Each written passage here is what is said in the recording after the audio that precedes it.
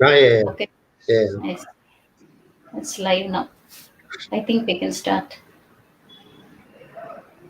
No problem, Yes.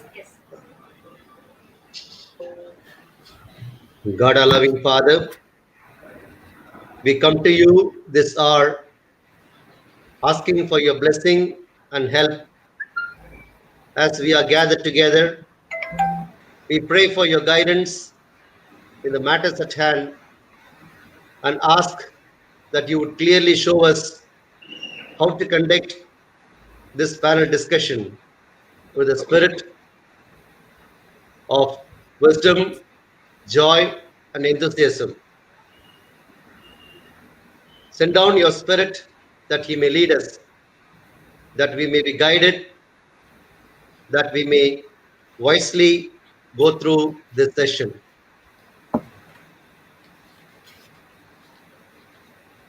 May your blessing be on all of us, that this may bear the desired fruit.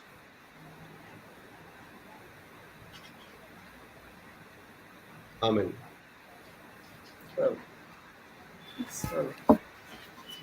Yeah, good morning to one and all present here. The great aim of education is not knowledge, but action. Quotes. Herbert Spencer. It gives me immense pleasure to stand before you this morning to welcome everybody for this panel discussion on EduLead 2020. First of all, I would like to give the theme of this EduLead 2020 panel discussion. Education is a process of strengthening the capacity of the education system to reach out to all the learners. It involves restructuring the culture, policies, and practices in schools so that they can respond to the diversity of the students in their locality. Today in the education system, amazing things are happening.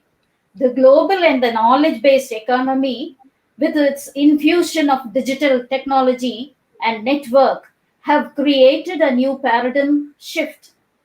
There is a shift in the present learning system, shift in maintaining the academic standards, free academic space, teaching life skills and soft skills, shift from competition success to cooperation success, so on and so forth.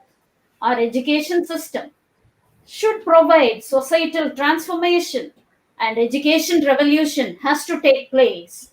And equal access to education system empowers people to be independent and helpful members of an inclusive, barrier-free society. This decade is not just about education, but all aspects of transformation of the education system. The philosophy of education is not new in India. In the ancient education system, all children learned together according to their abilities. India has a rich cultural legacy for education. It observed the children's abilities, constructed the curriculum according to the individual's needs, valued the social benefits, allowed more time to learn, used specially designed materials, educating children in ordinary schools, and provided role models of achievers. In the present postmodern education system, education become our birthright. Inclusion is in education is about child's right to participate and our educational institutions' duty to accept all children. And technology is an integral part of the educational system. For education, for all, digital education is the only positive alternative, and online education is gaining momentum now. India is a country of diversity and pluralism. Diversity in gender, religion, caste, etc., and diversity in the space of life. Let us celebrate the diversity in India by including every individual to participate in education. The purpose of this panel discussion is to expose the stakeholders to share their experiences, educational practices, and explore the strategies to promote transformative education. EduLead 2020 is the theme. And as teachers, how are we going to lead the students in turn about the society? How are we going to turn the society? Each one is a leader. And would you like to lead? It is quite challenging, but it is imperative to think critically and creatively to create a suitable and challenging environment that encourages the change in education. There is a need to provide a forum that stimulates discussion on leadership roles, education for economic upliftment, education for entrepreneurship, teaching and learning environment. It goes on and on. Teaching strategies, flexible curricula, assistive technology for diverse learners, evaluation patterns. It goes on and on like this. This panel discussion will bring together the academicians, the researchers, the policymakers, the practitioners in the area of education in a single platform where knowledge sharing and academic partnerships across the globe can be achieved. The various insights shared by the panelists would help to strengthen the framework of education.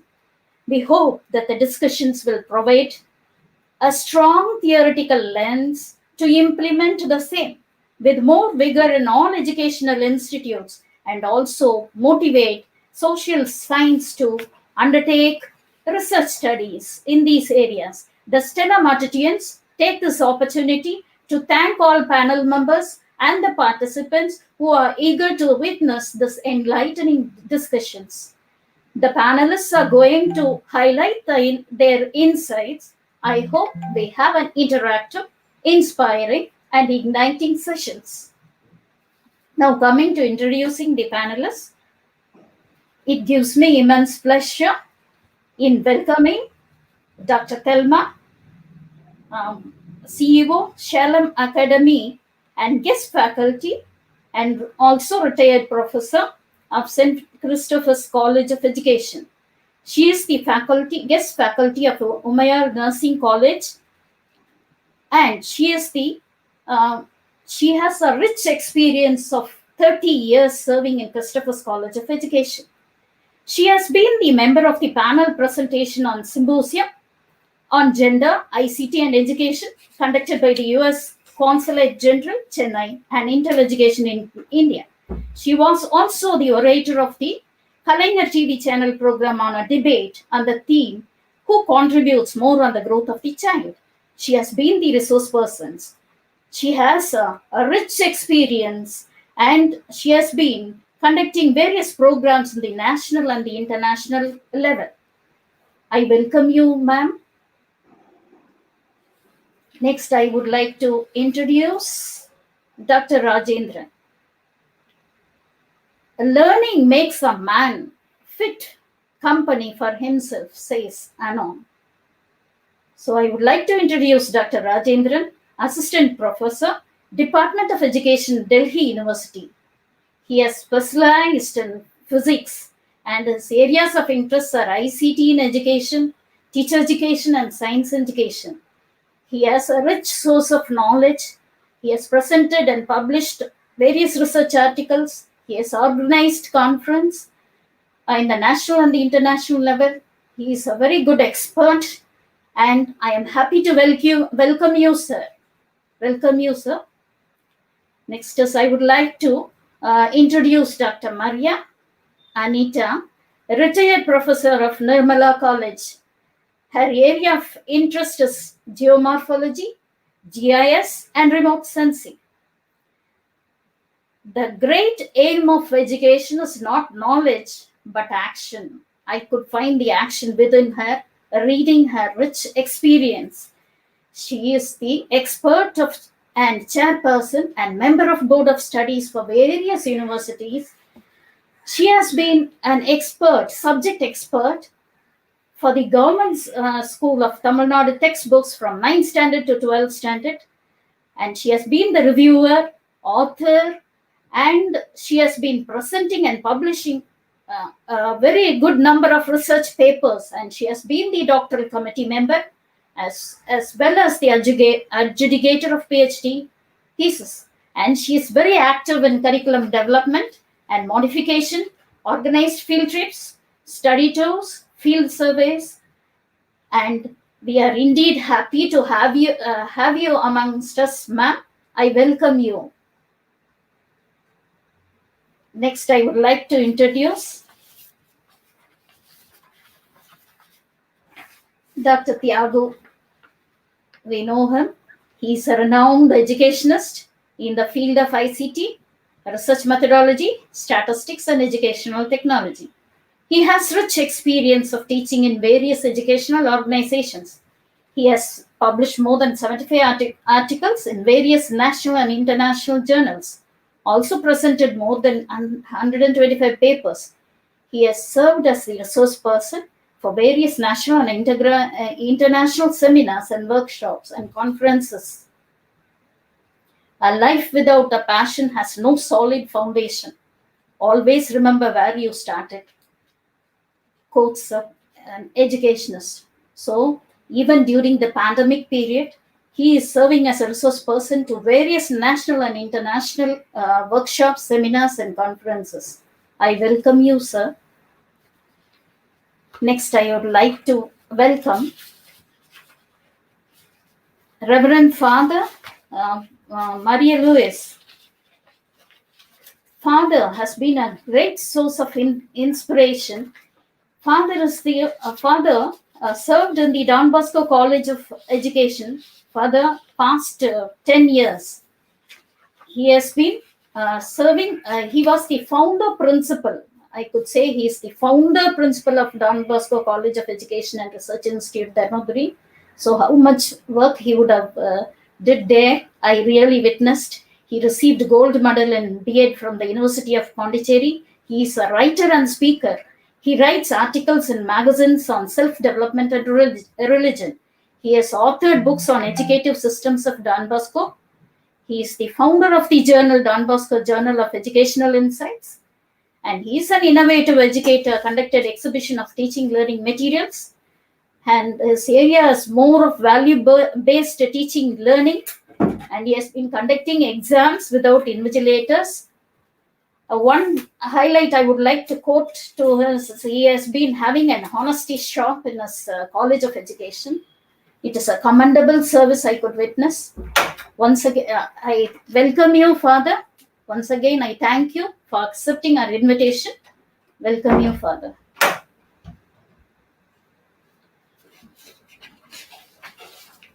Now, the session will go to, it is over to Dr. Thelma. I now invite Dr. Thelma to take over a session. Ma'am, welcome, ma'am. Good morning, one and all. It's a great privilege to be in this platform, sharing our expertise as well, the ideas for the future. At the outset, first of all, I would like to congratulate Stella Matutina College of Education for this wonderful platform to share the views of the experts right from our capital city till the end of our capital of our nation, till the end of the south, collecting all people under one platform relating to EduLead 2020. So I congratulate the organizers, I congratulate the principal, and we salute for this particular event of panel discussion being the first one to go ahead with in the educational sectors, to my knowledge. So with this, let me get into EduLead 2020, and the topic for which I'm going to deal right now is education for entrepreneurship. education for entrepreneurship is very much needed. I think we can get along with the slides.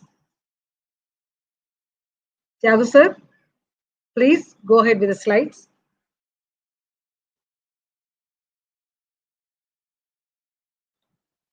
So what is the purpose of education? When this question is asked, the answer was education must provide entrepreneurial skills.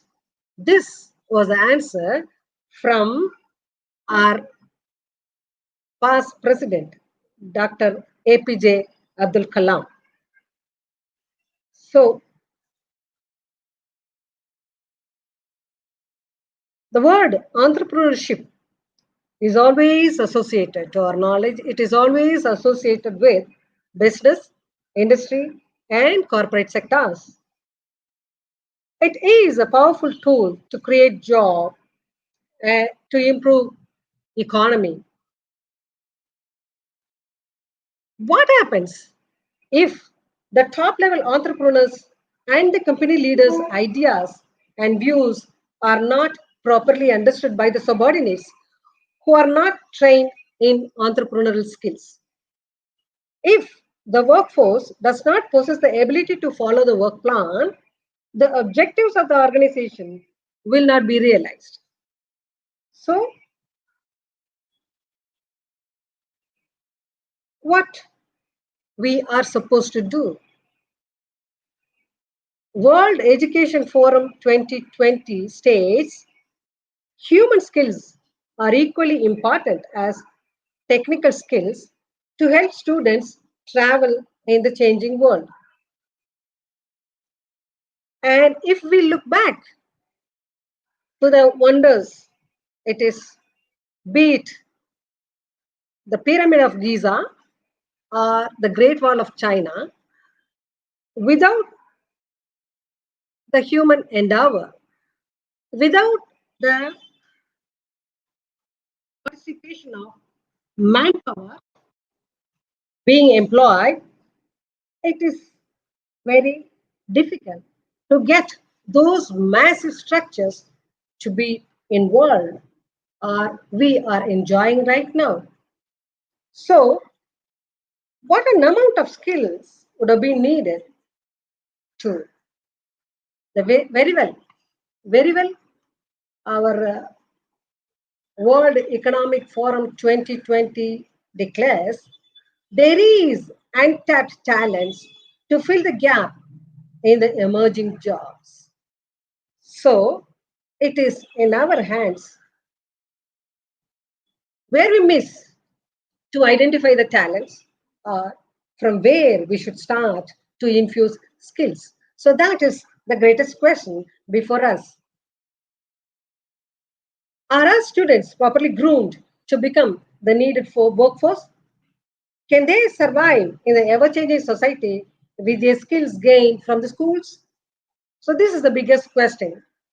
And when we talk about entrepreneurial skills are the skills exercised by the entrepreneurs that include initiative, perseverance, creativity, foreseeing, tenacity, teamwork, time consciousness, resourcefulness, passion, understanding the risk, and owning responsibility. They have to be gradually but firmly established in students. Adaptability, persistence, and hard work. These are the keys to success in small business, but they are the three important attributes, no matter what your endeavor is. Tolerance of ambiguity. This classic trait is the definition of risk-taking, the ability to withstand the fear of uncertainty and potential failure. This is what is needed for any entrepreneur. These skills are very much needed. It all boils down to being able to successfully manage fear. We have the power to control our thoughts. When we commit mentally, our actions follow. We should have the vision Entrepreneurs often face naysayers because we see the future before the future plays out its role. So we should be alert, on the move, to predict the future, what the future needs, and give what we are supposed to present to our wards. You have to be several steps ahead of the market, says Matty Yahoo. I have somehow it has a failure. It hasn't come out with. Uh, there is a HPT model for educational institutions, which will be posted later, wherein I talk about organizational analysis, need analysis, and the evaluation analysis. So when we could get along with all these three areas, definitely our entrepreneurship will be much more than what we practice right now. And as teachers and as students, as teacher educators, the curriculum has to supply all these needs. And the curriculum which I define is, yes, the slides come. So you can take it one by one. Thiyagu sir, present it one by one. I have almost gone. Okay.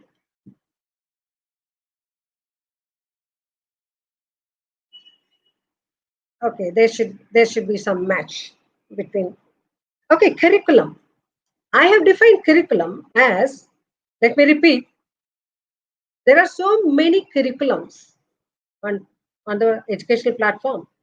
But I have defined it as, yes, it is a course of study program that builds the capacity of the learners within and beyond the four walls of learning to exhibit and develop the constructive skills that are needed for the benefit of oneself and the society for an enriched lifestyle that promote peace and prosperity continually. This is the definition that I have given for curriculum, and therefore I would like to.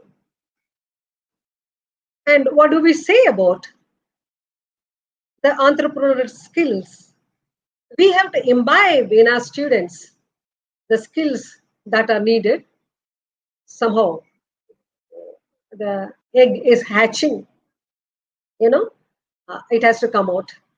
It has to come out. Are we going to wait for that egg to be hatched or what? Anyway, there is some technical issues.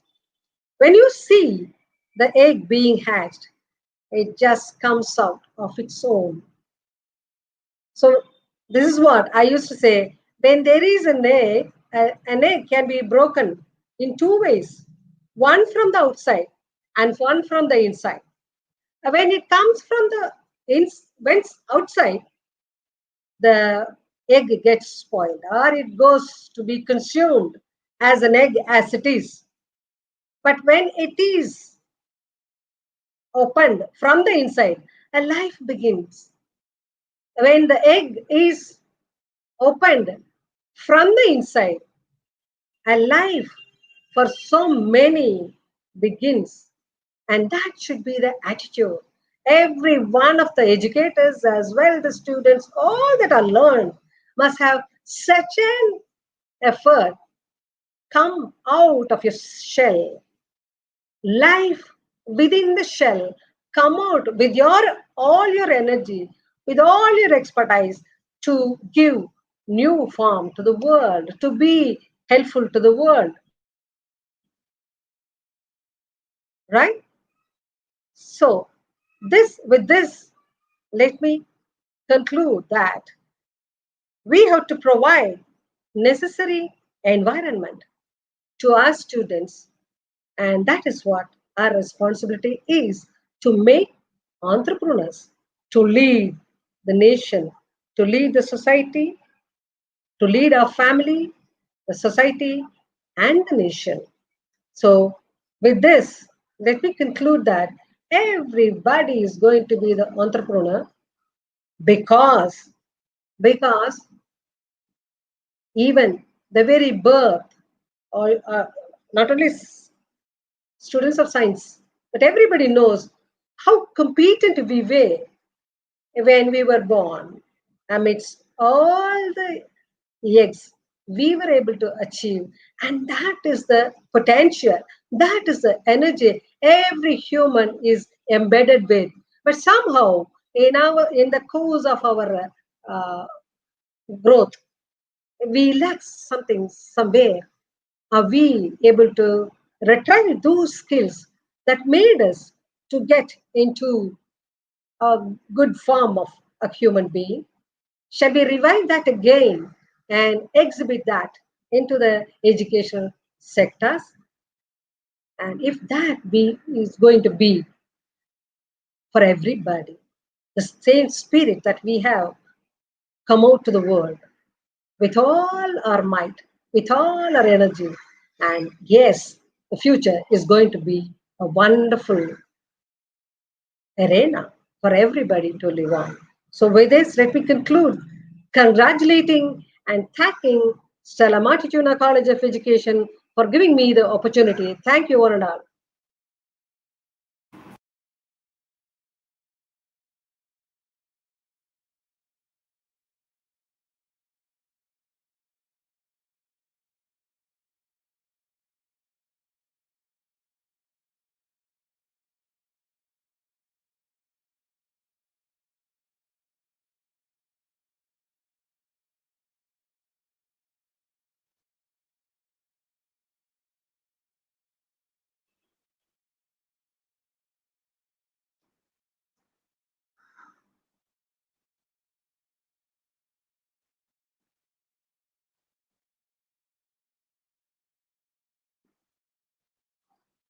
Ma'am, you have to unmute your mic.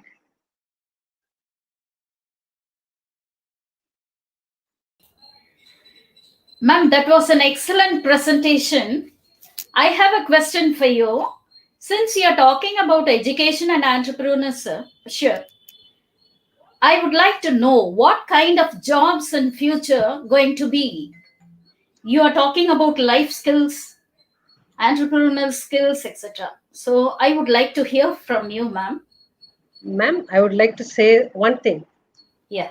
Somehow the idea of entrepreneurship, everybody is thinking only the top level management.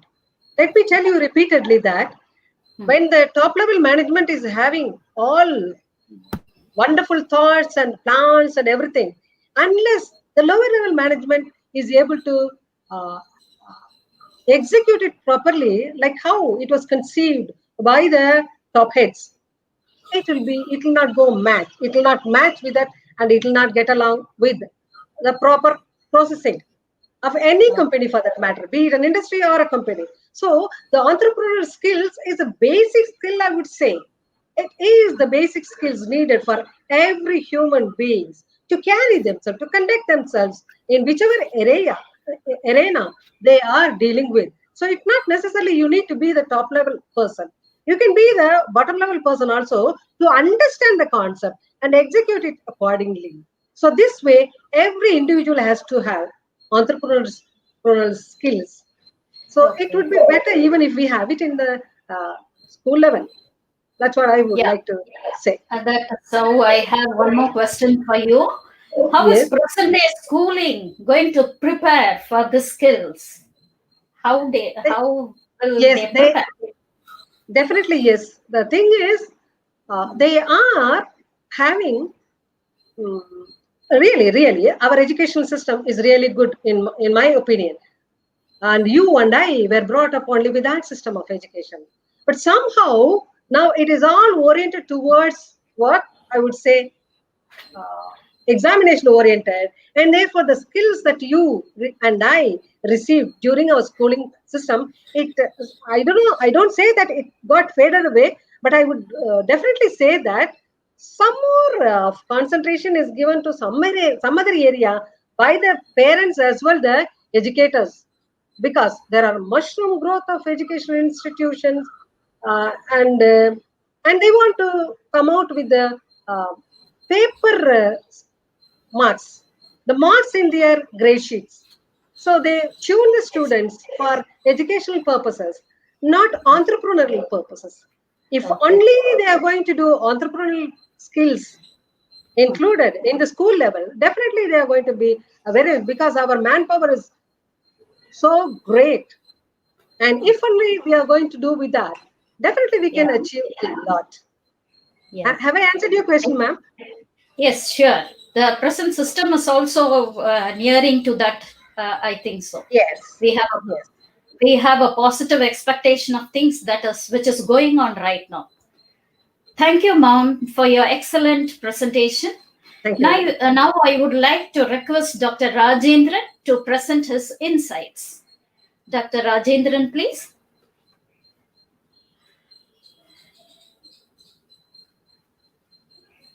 Unmute your mic, sir.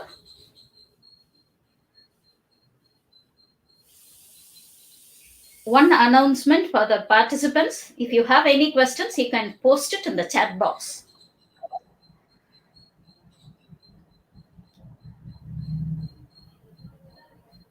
Are you able to see the screen, madam? Yes, sir. I'm done. Thanks to Stella Matutina College of Education for inviting me to be the part of the panel discussion on EduLead 2020. I'm talking in the area of education for economic uplift. My argument is following a list of arguments. I'm going to make it introduction, and then education and economy, and higher education, how it influences the economic uplift, and status of higher education in India, and then concluding what next for that. So education leads to the human capital. It is the human capital theory says that education is it is an investment that makes a human capital. So it improves the individual income, living standard. It also impacts on the humans, people's health, household structure, etc. So increase in the enrollment influence the rise of GDP. When you look into the various kind of globally, those developed countries are developing countries, the enrollment and then GDP are correlated. And India being having a lot of youngsters, it is population among the youngest in the world. It is a large number of almost 40 to 50% of the population falls under 15 to 35-year-old. So India has the potential to grow better, being a strong workforce having it. But one has to see that there is a shift in the industrial-based economy to information-based economy in the last 2-3 decades. This made the job market demands high-skilled professional. They can drive the economy. On the other end, there is a change in terms of the asset is concerned. So global intangible asset, 70% of the global enterprise value is fall with the intangible assets when compared to the physical assets. In the 40-50 years before, the physical assets has something like 70-80% of the global enterprise value. So this shift also demands some sort of a skilled professional, whichever the country has the high skilled professionals, more number of high skilled professionals, they have the chances of making the country in economically well positioned. So higher levels of education lead to the higher labor productivity. It can be in the form of economic growth. It requires the educated workers, managers, entrepreneurs, and citizens. Modern technologies must be invented, innovated, and put in place and then maintained. So the basic idea is, if we are having a high skilled professional, the country has the chances of having a better economic productivity. But where exactly India placed in this scenario? Higher education gross enrollment ratio, that was our country's target, was 30% by 2020. But when we are looking into the data, from 2014-15, our GER was 24.3, and 2018-19 it is 26.3. There is a 2% increase in the last 5 years of increase. But the one difference with respect to how we calculate GER in India, the GER calculation is based on the age group 18 to 23, but whereas the global it is 18 to 22. So when we are equating with the global scenario, our GER is falls around 30+%.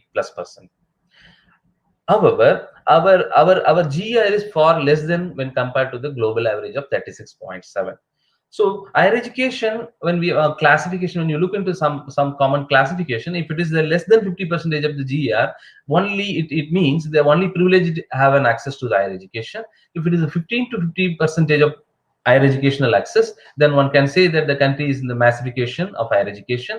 If the country has the 50% above gross enrollment ratio, then the higher education is universal. So India's scenario still it is more of a massification. It is in the effort of massification, and but we are not in the upper middle income country range, but we are in the lower middle income countries range, 23.5. Lower the average average higher education GER, the lower middle income countries are 23.5, ours around 30. So the challenges with an Indian context is one is the regional variation. Southern and the northern part have a better gross enrollment ratio when compared to the eastern part, and the smaller states perform better than the bigger states. Something about smaller states like Chandigarh and Sikkim, 50 and 54 as a gross enrollment ratio, whereas the bigger state like Bihar has only 13.6 gross enrollment ratio. Even the draft NEP 2019 observes that the higher education system is fragmented.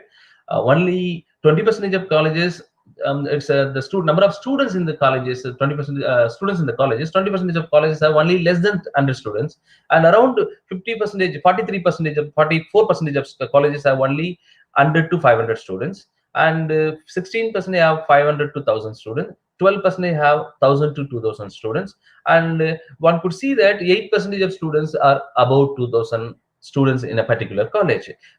This also speaks of the nature of colleges prevalent in the country. One positive thing we could see that the female gross enrollment ratio is better than it is a little more than the men. So female is 26.4, whereas the men is 26.3. The other issue is the equity. So still there is a variation in the gross enrollment ratio with respect to the socio-economic group and other deprived classes. When we look into the India's gross enrollment ratio at 26.3, whereas the scheduled class gross enrollment ratio it stands to be 23. But there is a great increase one could be able to see from 2014 to 2018, 19, from 19 to 23, that is a 4%, and ST also similarly around 4%, 13.7 to 17%, whereas the whole the overall increase is only 2%. The quality aspect also need to be looked into here. In the post-90s, there is a non-serious private players are increased in the education sector, especially in higher education. Before that, it was just over 20% of the higher education system as the private players. The post-90 found to be more than 70% of the private institutions are owned by the private players. And the second issue is the post-90 scenario, the low funding to the higher education public institution, higher education that lead to the low funding to the public institution getting lesser fund is happening. And the third issue is the employability and skill gap of graduates. So even though the higher education is improved from 2004 to 2019, there is some sort of a 6% to 26%. There is a gap between the employability and the skill and what of the skill required for the industry and the skill acquired by the graduates after their education. So this is a concern. There is a need to address these issues. One of the reasons why we could not able to increase the gross enrollment ratio is the lack of financing for the students from the low income families. So even after the expansion of the private educational institution, the low income group could not able to afford to get into the better institutions. The other issue when we are looking into the innovation aspect, the low spending of R&D affects India very badly. So it leads to the very less number of researchers that has an impact on the innovation and non-tangible assets area. So India have only 156 people per million research per million population, 156 researchers, whereas the upper middle income countries and the other developed countries have 1,000 plus to 8,000 plus researcher per 1 million. This as a the GDP of any country or developed countries and the GDP, when we are comparing the research number of researchers and the country's GDP, if you have a strong positive correlation. So we need to invest more on R&D, and we need to invest on higher education to get the more number of researchers will have a positive impact on our economic growth. So what is to be done? Some of the random thoughts are: building human capital is a key determinant of reducing the income inequality and helping the social mobility. So we need to build the human capital to reduce our inequality in the country as well as the social mobility, so that India can move to the better people have a better lifestyle. Life living status. To do that, more investment in higher education and R&D activities are necessary, and increasing the number of public universities or institutions is one of the hope for providing the quality education for all socio-economic groups. So private institutions may not be able to cater to the deprived class to a larger extent. So the public universities, increasing the public university is necessary. The other, Thelma madam also mentioned that the need for an entrepreneurship or entrepreneurial culture, that is one of the hope. So educational experience from the educational institution to work towards the vibrant entrepreneurial culture, and policies and programs need to encourage the entrepreneurial opportunities to sustain and improve the economic development of the country. Thank you, madam.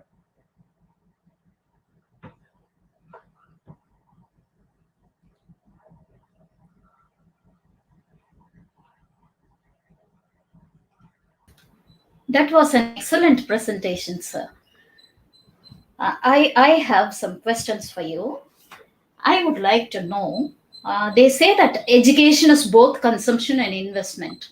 When you talk about entrepreneur culture, you said there is a need for entrepreneur culture. How are we going to improve the system of education? Sir, I hope I am audible. Yes, madam. Yes, madam. Your question is how to build the entrepreneurial culture in the educational system. Yeah. Madam. The policies also looks into we need to move towards the skill-based education system. One way addressing. On the other hand, we need to provide the educational experiences that can help an individual to become an entrepreneur.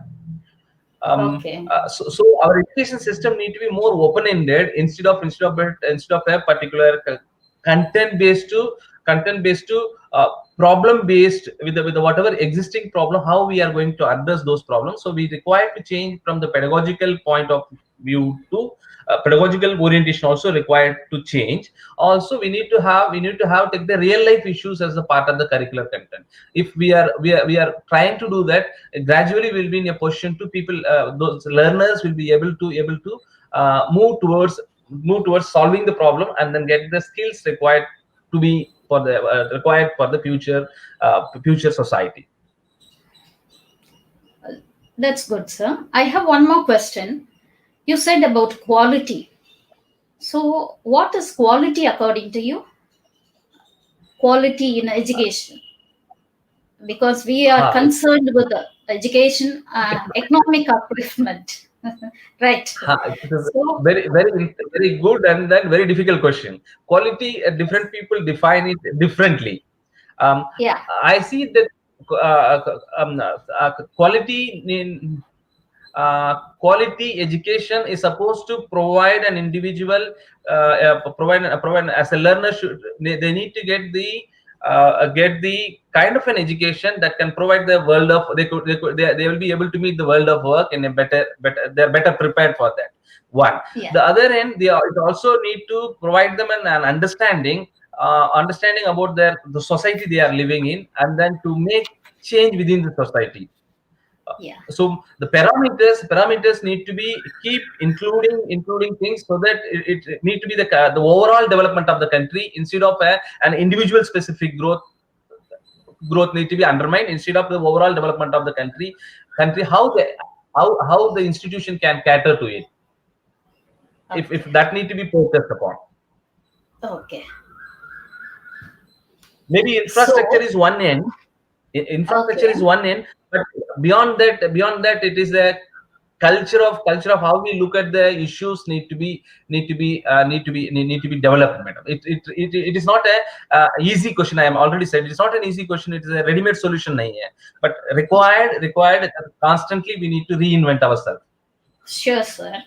I do accept quality is a relative concept. We cannot easily define quality in education. And quality depends, and it depends on culture to culture and from area to area. I do accept your idea. It is very difficult to define quality in this situation. Okay, sir, thank you very much for the excellent presentation. I think in the chat box also people are commenting saying that it is an excellent presentation, sir. Thank you so much.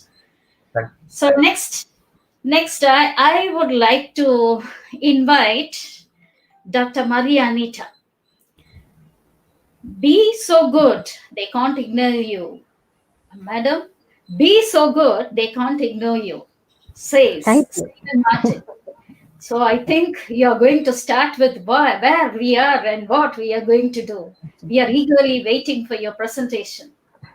Welcome, ma'am. Thank you very much. Good morning to everybody. And I'm very happy and thankful to Stella Matutina, the Secretary Principal and the organizing committee for giving me a place in this podium. So the topic exactly is Educator Quo Vadis. The word quo vadis taken from the Latin word meaning where are you going? More poetically, you can put it as whither goest thou? So this, I thought, is a very apt question that we have to ask the educators. I being one, I have to ask myself. So in India, I'm talking more about the scenario of education in India. We have gone through a long history or antiquity of education. From the Gurukulam system in ancient India, where it was one to a small group of students, giving very holistic and the necessary education, but the greatest drawback being it was offered only to the select few, or rather to the elite few. So the masses were not educated. Slowly the situation changed with the influx of the colonial rule, or rather the Europeans coming into India. We had the missionaries who came here and they started educating the masses, irrespective of caste, creed, economic divisions, etc. And that's how the awareness of the Indian masses began to grow until independence. And after that, we know that the Indian government has provided education, or it's rather continuing to provide, and larger masses of people are included in this.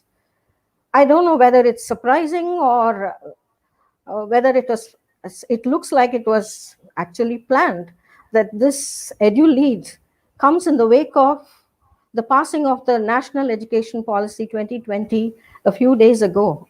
It was totally unexpected for us.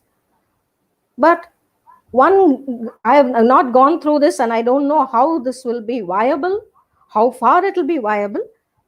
But the positive aspect of NEP 2020 is that it offers education 100% to the age group of 3 to 18. And it is planning to include larger numbers for higher education, quality education. And it's also promising flexibility of education, which I thought is a very good point. But the point here is whether there is change in government, whether there is change in policies, whether there are changes in the economy, or even if we are confronting pandemics like COVID. The role of an educator and education is very vital for a country. You may have small stop gaps, like the present moment when education and other systems have come to a rather grinding halt in some areas, or some of them are just dragging on. But still, the role of education and the role of educator is extremely essential. Now, who are these educators? We find educators are not just teachers, parents, teachers, and all these inspirational personalities, and many, many more can be educators for the society. Earlier, it was shared by parents and teachers normally. When we say parents, I include the whole family. We were a nucleated family. So it was not just the father and the mother, but grandparents, uncles, aunts, etc., who were all took the role of teaching children the values of life. But today, unfortunately, the families are nuclear families, nucleated, very small, and parents are all working members, most of them.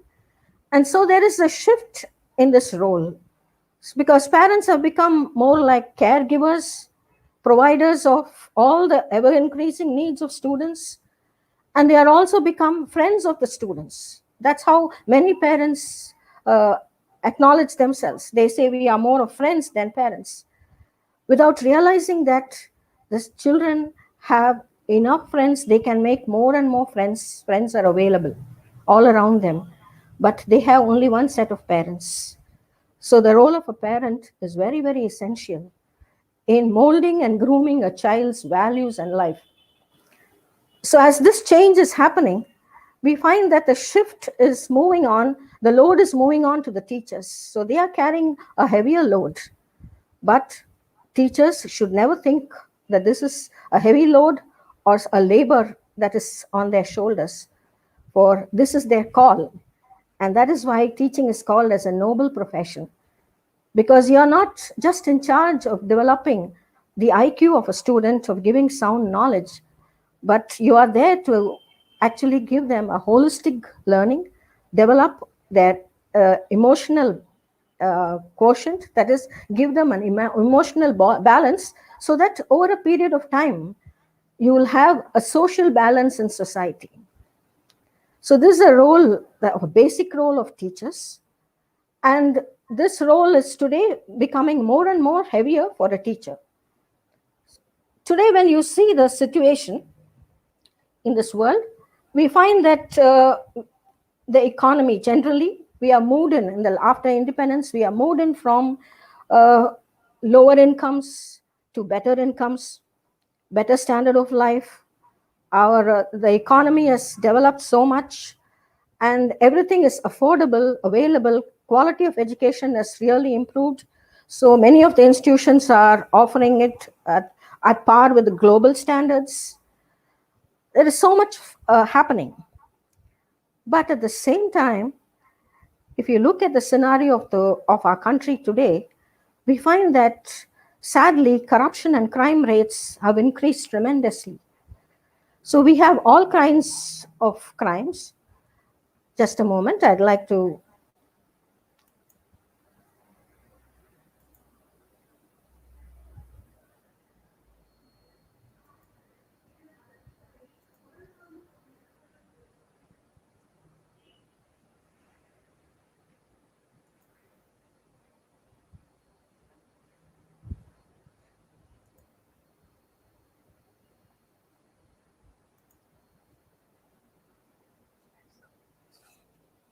Okay. So we are moving on. We find that with all these developments, particularly you have rapid growth of technology, better standards of living, but crime rate is really increasing. And what are the types of crimes that we have today? It is abuse of children, women, rape and murder, suicides, then drug trafficking, organ trafficking, human trafficking. Not enough of all that, we have animal trading also. And today, with increase in knowledge, increase in technology, there is huge money laundering happening, and cyber crimes, so many, I'm not even sure what they are and how many there are. So all these are not by the poor or the weaker section. Many of the crimes are committed by the highly educated. And this picture shows that it gives you a question, where does India stand? Actually, India is considered as among the top 3 countries for the highest crime rates, which is not something that we can be proud about. So normally, extremes and excesses always leads to greed and avarice.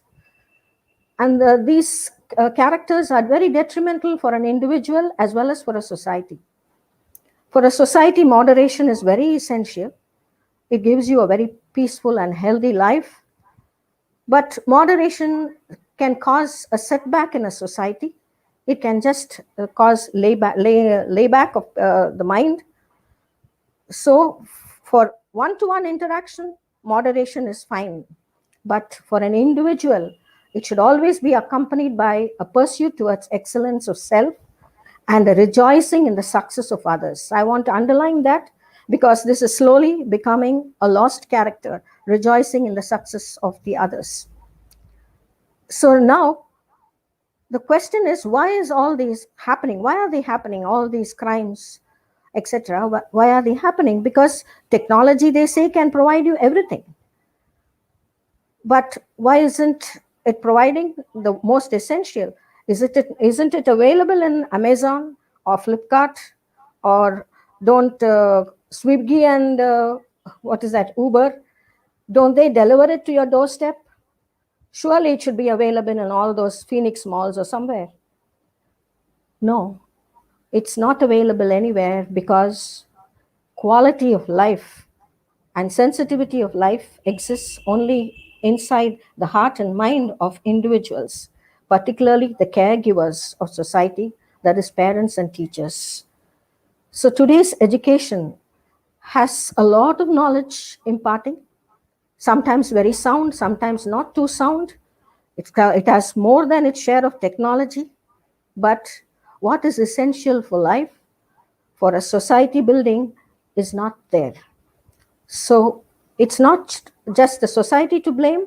I think we have to also introspect ourselves as an educator to find out, have we changed in our role as teachers? Are our institution, concentrating on giving only knowledge, or are they also giving ethics, values, and morals as part of education? I think this is sadly lacking in our society. So the next question comes as, technology is growing at a very rapid rate.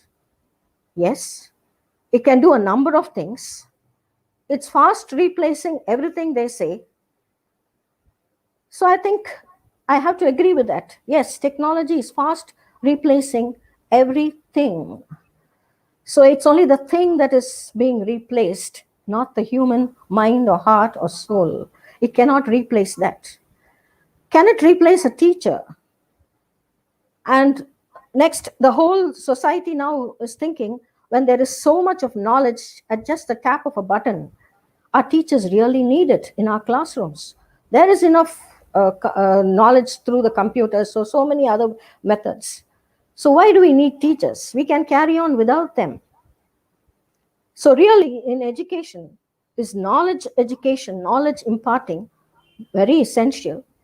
Or is there other roles for teachers? I find that there are roles which are more important than knowledge imparting for a teacher. A teacher is an inspiration, guide, and mentor. The technology cannot replace their heart and mind, their care, their contributions to the human skills to elevate the mind of a student. A student with high intellectual capacity is not enough. You have to elevate the mind. You have to enlighten the mind. You have to sensitize the heart. And you have to create an empathy, which requires a lot of patience and perseverance.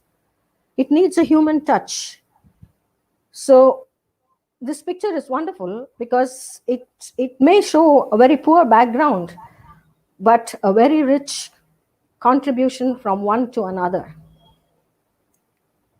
So according to our former president, Dr. APJ Abdul Kalam, my inspiration, education is the most powerful weapon which you can use to change the world. And as an educator, you have, I can give you an example of the potter and the clay. The mastery of the potter in creating artifacts out of clay. So how much more mastery a human teacher needs when you have the mind of a student instead of clay in your hands. So we don't realize the depth of our responsibilities. A doctor can see the result of his action very soon after a surgery or after a treatment. But for a teacher or an educator, the result of his handiwork can be seen only after many years, probably decades. So we have to be extra careful how we go about it. We have to be very firm, because every child, like mud and clay and even rocks, can be processed through very firm hands, through fire of our mind, to be refined so that they can shine and become precious in the world. It is in our hands. But we have to change. So if we don't know the way, India has shown the way through so many of our role models. We have so many people. This picture just tells you about all our role models in different fields. We have writers, literary greats. We have the human touch from Mother Teresa, the art contributors, our constitutional head, Dr. Ambedkar, the philosopher, Mr. Vivekananda, the birdman, Salim Ali, the scientist, Dr. C.V. Raman, the great mind, Dr. Abdul Kalam, and the father of our nation, Mahatma Gandhi. And you have a lady here, Dr. Muthulakshmi Reddy, who has paved the way for women entering into the field of medicine, and a great contribution to the Institute of Cancer. So all these people and many, many, many more are there to be our role models if we do not know the way. I'll just take the example, Mahatma Gandhi, what he had done for us. He studied in Britain and he went and worked in South Africa. But during that time, he was not sensitized towards the needs of India. But it was only when he realized that the Indians were losing their dignity, were living lives without dignity under the colonial power, he came back to India to fight for our freedom. So he humbled himself in my mind and in life.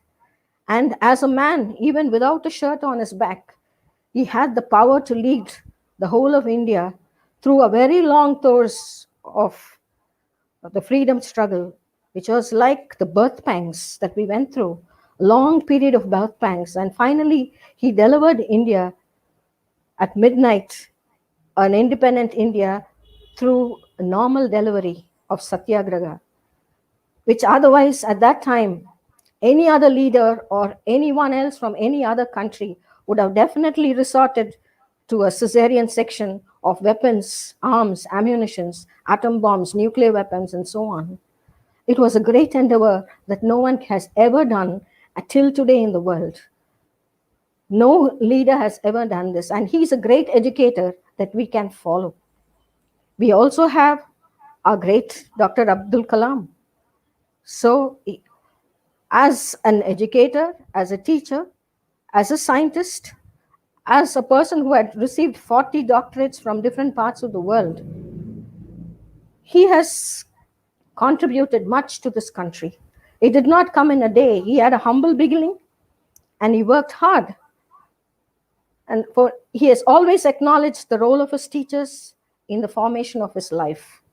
So his example alone is more than enough for us to know that the role of a teacher is very essential in the forming of the minds of people all around.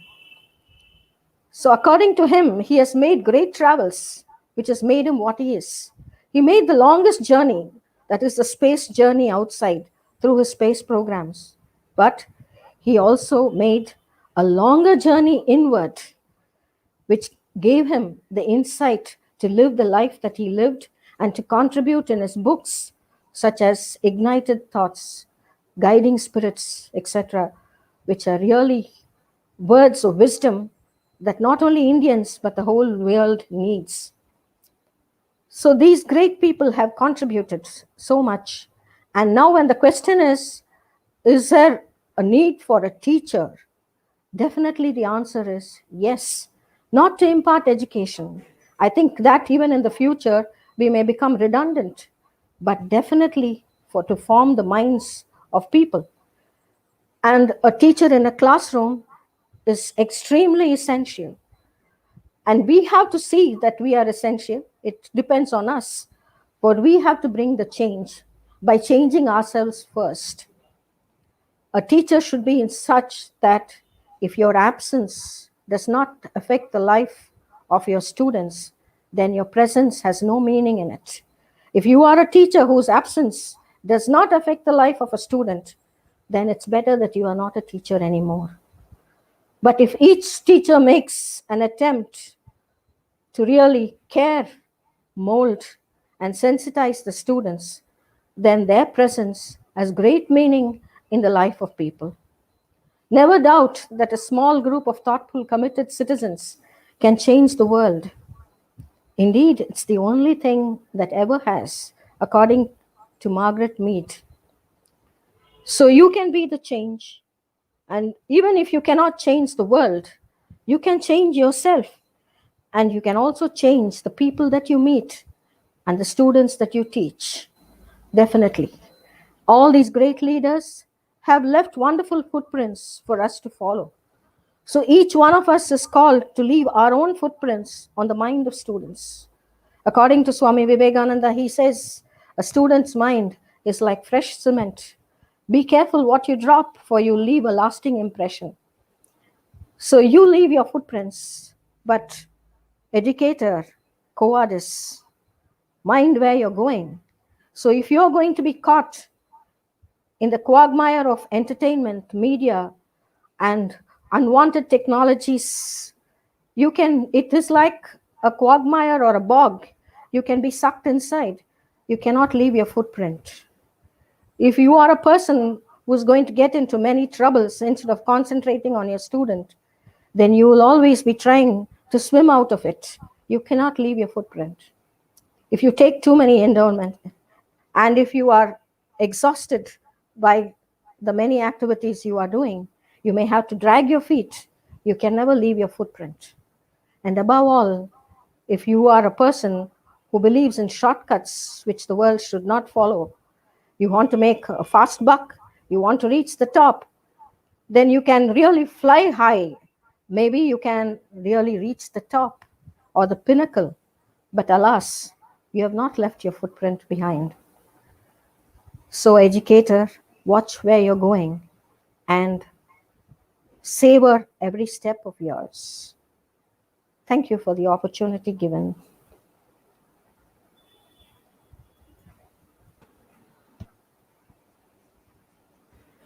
That was an excellent presentation, ma'am. All our dreams come true if we have the courage to pursue them, says Walt Disney. Ma'am, from your presentation and from the way you were presenting, I have lots of questions. I think in the chat box also there are questions. Due to want of time, I would like to ask you a few questions. You have been quoting to Dr. Abdul Kalam and all great educationists. I think you have imbibed the meaning of education in your life. And through your experience, I would like to know how, as a teacher, will help the students to build resilience in this pandemic situation. Is it possible? I think with your experience, you can answer us. Definitely you can, because Yes. especially through this online teaching, you can, if there are students who really need your help, you can make yourself available to them. You can give them counseling, which is very important. But before that, you have to spend your time understanding yourself. So a teacher needs to take inner journeys.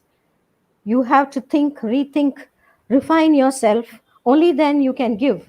When you stretch your hand towards someone, unless you have something, it will be empty. So a teacher's hand should never be empty. We should always fill ourselves first with the goodness, with charity. So, and you have to walk your talk. You have to live your life So you need not teach them anything. If you are able to live what you're teaching, your student automatically takes in what they need.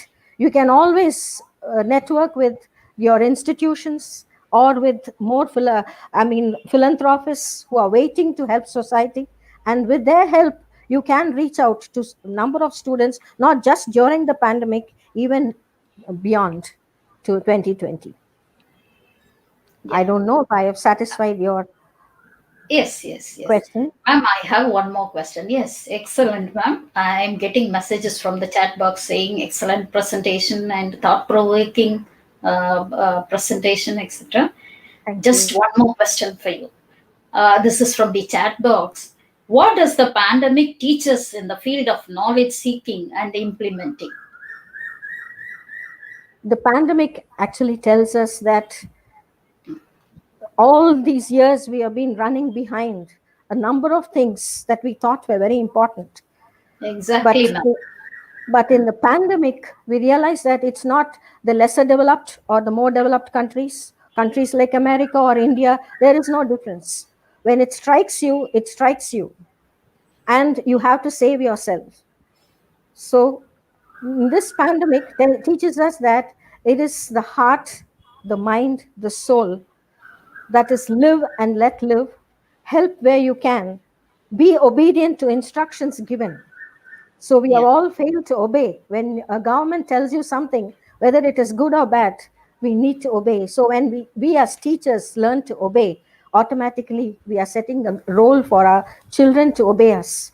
So parents and teachers need to obey rules, follow it meticulously, teach the others to do the same, and thereby you will find that we can reduce this pandemic itself if you follow simple rules that are constantly being given to us, like don't touch things, wash your hands. They are very simple, ordinary things, but if followed correctly, you can be saved, and you and people all around you can be saved. So it's very, very simple. You just live the simple things of what you see around. It's like grandmother's rule.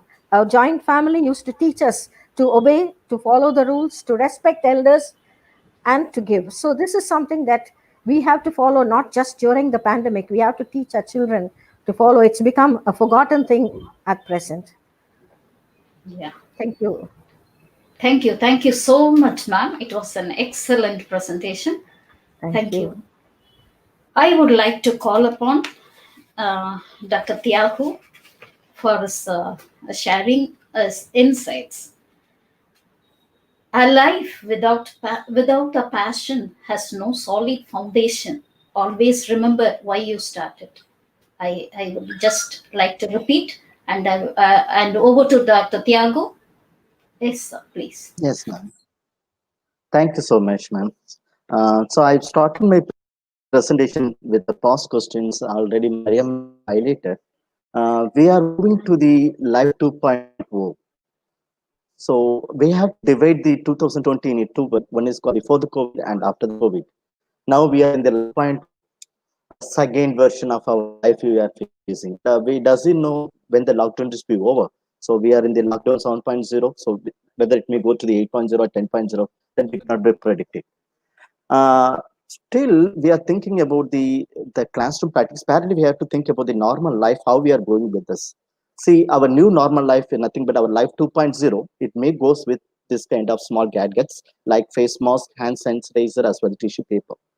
So parallelly, we are using a lot of devices, particularly the handheld devices like mobile phone and laptop and all. For this only, we are leading the entire day-to-day life. Particularly when we talk about the before the COVID, we are using mobile phone only for entertainment aspects. But after the COVID, we are thinking to use or we are integrating much for the mobile devices for our teaching and learning. If you look on it, if you take a survey, most of the people are attending the program in the live mode now. If you're looking and if you're taking the survey, how many people are attending the program in the mobile phone? Hopefully, nearly 99% or 90% of people may using the mobile phone only. So our lifestyle totally may change based on the devices as well as new devices also we are incorporating our day-to-day life. So in this manner only our life 2.0 is going. Now I'm going to talk about in what way our education may lead with the use of the technology. So that is, I'm going to talk about here as an education 4.0. In 1860, the blackboards came to the classrooms. But now the entire scenario is to be changed. The entire classroom now it comes to the our mobile screen or into a laptop screen. So previously we are talking about the face-to-face interaction. After that we are thinking about the blended learning. Now the entire learning and teaching happen in a virtual mode. So off to on, the entire thing it will be moved to the online mode. That is the best example I'm going to quote it as a education 4.0. These are the things it may leads in 2020. This how the advanced technology may leads in 2020. That's why I'm given the title as the Education Lead 2020. So what are the technologies? So I'm going to be highlight one by one. The first technology is called augmented reality. The augmented reality, what is the advantage? It may help us to understand the abstract concept in a concrete manner. See this example. So I'm showing the image. This image is showing that to us. If one person scanning the textbook, immediately the artificial layer is nothing but the exact eye with animated, with the music, everything we may get it on our react. So it means that because previously we could not be show the eye in a 3D, only we can show as a paper only as an image. But now we can easily perceive the functions of the eye, what are the parts of the eye, everything we can see with the use of this kind of augmented reality. For augmented reality, we needed two layer. One is called real layer, other one is called artificial layer. If you are blending the two layer, then one is called as an augmented reality. Hopefully, all the textbook may convert this kind of AR mode in very soon. So after the 2020, even some of the textbooks in Tamil Nadu or the southern part of India, they're incorporating the textbook with the QR code. What is the advantage? Once the students they're using the Diksha app, once they scan it, they immediately they get it to the animated video or any kind of GIF image, they may get it to understand the exact about the content. So this tool, what is the importance in the sense? It may help learners to engaging much as well as the learning in a meaningful way. For this kind of tool is the second advanced tool. We already use that. We're not using much integration.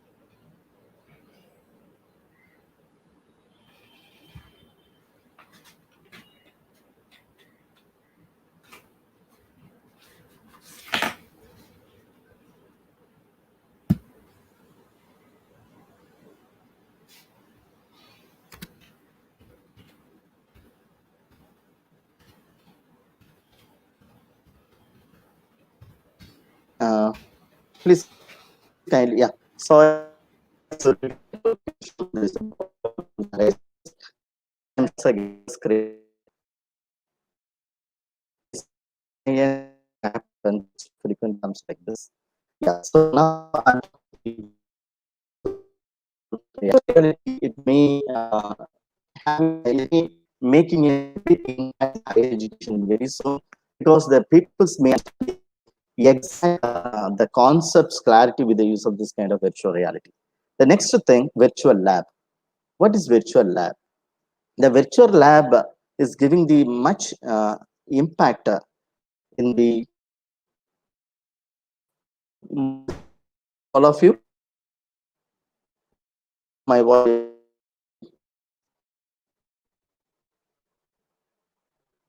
my voice is audible.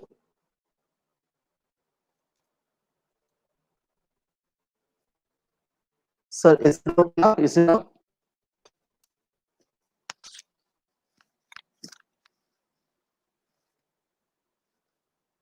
Okay, is it okay now? Is it okay? Yeah, yes, that's okay. Okay, so now it's okay. Now I'm going for my, yes, sorry to trouble in my end. There is a problem with my issue in the power failure here. That is why this kind of issues coming. Yeah. So now I'm talking about the virtual lab. Now, if you look onto the current scenario, we cannot be go and explore the things in our real labs and all. But once we go with this kind of lab facility, damn sure we can understand the exact things about the virtual lab, and we can do the exact things. What are things you are going to do in the lab? These things we can do directly in the online. So for this, the virtual lab is a need for an hour. Yes, the next, just I'm going to be throw some examples in the VR. Now she's perceiving how the space industry will be there. So even you may see that the industry 4.0, there is a one thing is come as here, that extension come as here, education 4.0. Now I'm moving to the next one that is called artificial intelligence. In this artificial intelligence is talking about the intelligence in artificial way. That is called intelligent tutoring systems. It is a computer system that aims to provide immediate and customized instructions or feedback uh, of learners, usually without intervention of the human beings. For this kind of artificial intelligence is to be good. If you look onto some of the countries, they using the Sophia as a teacher. Parallelly, if you look on the TV news reading also, the people are integrating this kind of artificial intelligence robot system for delivering the news and all. Yes, next one is called Internet of Things. So very soon, our classroom may occupy with this kind of Internet of Things. The Internet of Things, in the sense, it may work in the two layer. One is called sensor, other one is called a what is the of things. So we can integrate all the materials, all the things with the use of network. We can do everything with the use of mobile phone. So how we can be integrated in our classroom in the sense, for example, the smart board. We can control our smart board with the use of our mobile phone instead. Even the students are entering the classroom, automating the attendance, that adjusting disability, mobile application, tablets, these are things for the higher education in the future. Even the school level also should be good. Now I'm going to talk about the telecourse, data course. Already it is there, but it's not 100% to be integrated. But very soon, we may use this kind of telecourse. It's nothing but telecasting happen through the satellite. Recently, the Tamil Nadu government also announced that all the 10 standard curriculum or content, they are going to be shared with the use of the telecourse or data course modes. In the same manner, already we have the that's a 36 channels of the Swayam Prabha. From there, the students are getting getting a lot of information from that is for teachers. Now, next important tool I'm going to talk about the web conference technology. It's already there. After the COVID-19, only we are perceiving what is web conferences. Previously, we know what is a Zoom and WebEx and all. But after COVID-19, we are exploring much. Hopefully, even after the post-COVID, so we may continue this kind of web conferences or online webinar, online seminars in a future perspectives. So this may be used. The next thing, webcasting. This is the best example of webcasting because we are doing a live stream in a YouTube. We may use some kind or a Zoom to do the live stream, but we are not connecting any kind of participants in our platform. Only the panel members that we are projecting the screen through YouTube directly. So this kind of live stream, we may use that as webcasting. Yes, the next thing, we have to increase the social media engagement. Previously, before the COVID-19, the participants, the learner may use much on the social media for the intelligence, but now the people are using for the thing. The next, the technology advancements, e-advice. So the people are into even some of the users what doing, they're going for the online admin as well as online counseling, online guidance and steps and all. This kind of thing is need for an hour for the student side because they don't know whether they have examination, whether when they conduct examination. So for the queries, the students may ask the teachers fraternity with the use of this kind of e-advising. Yeah. So how we can go for effective policy? So effective education 4.0. If you want to go with effective 4.0, these are the components to we have to be focused. One is called content.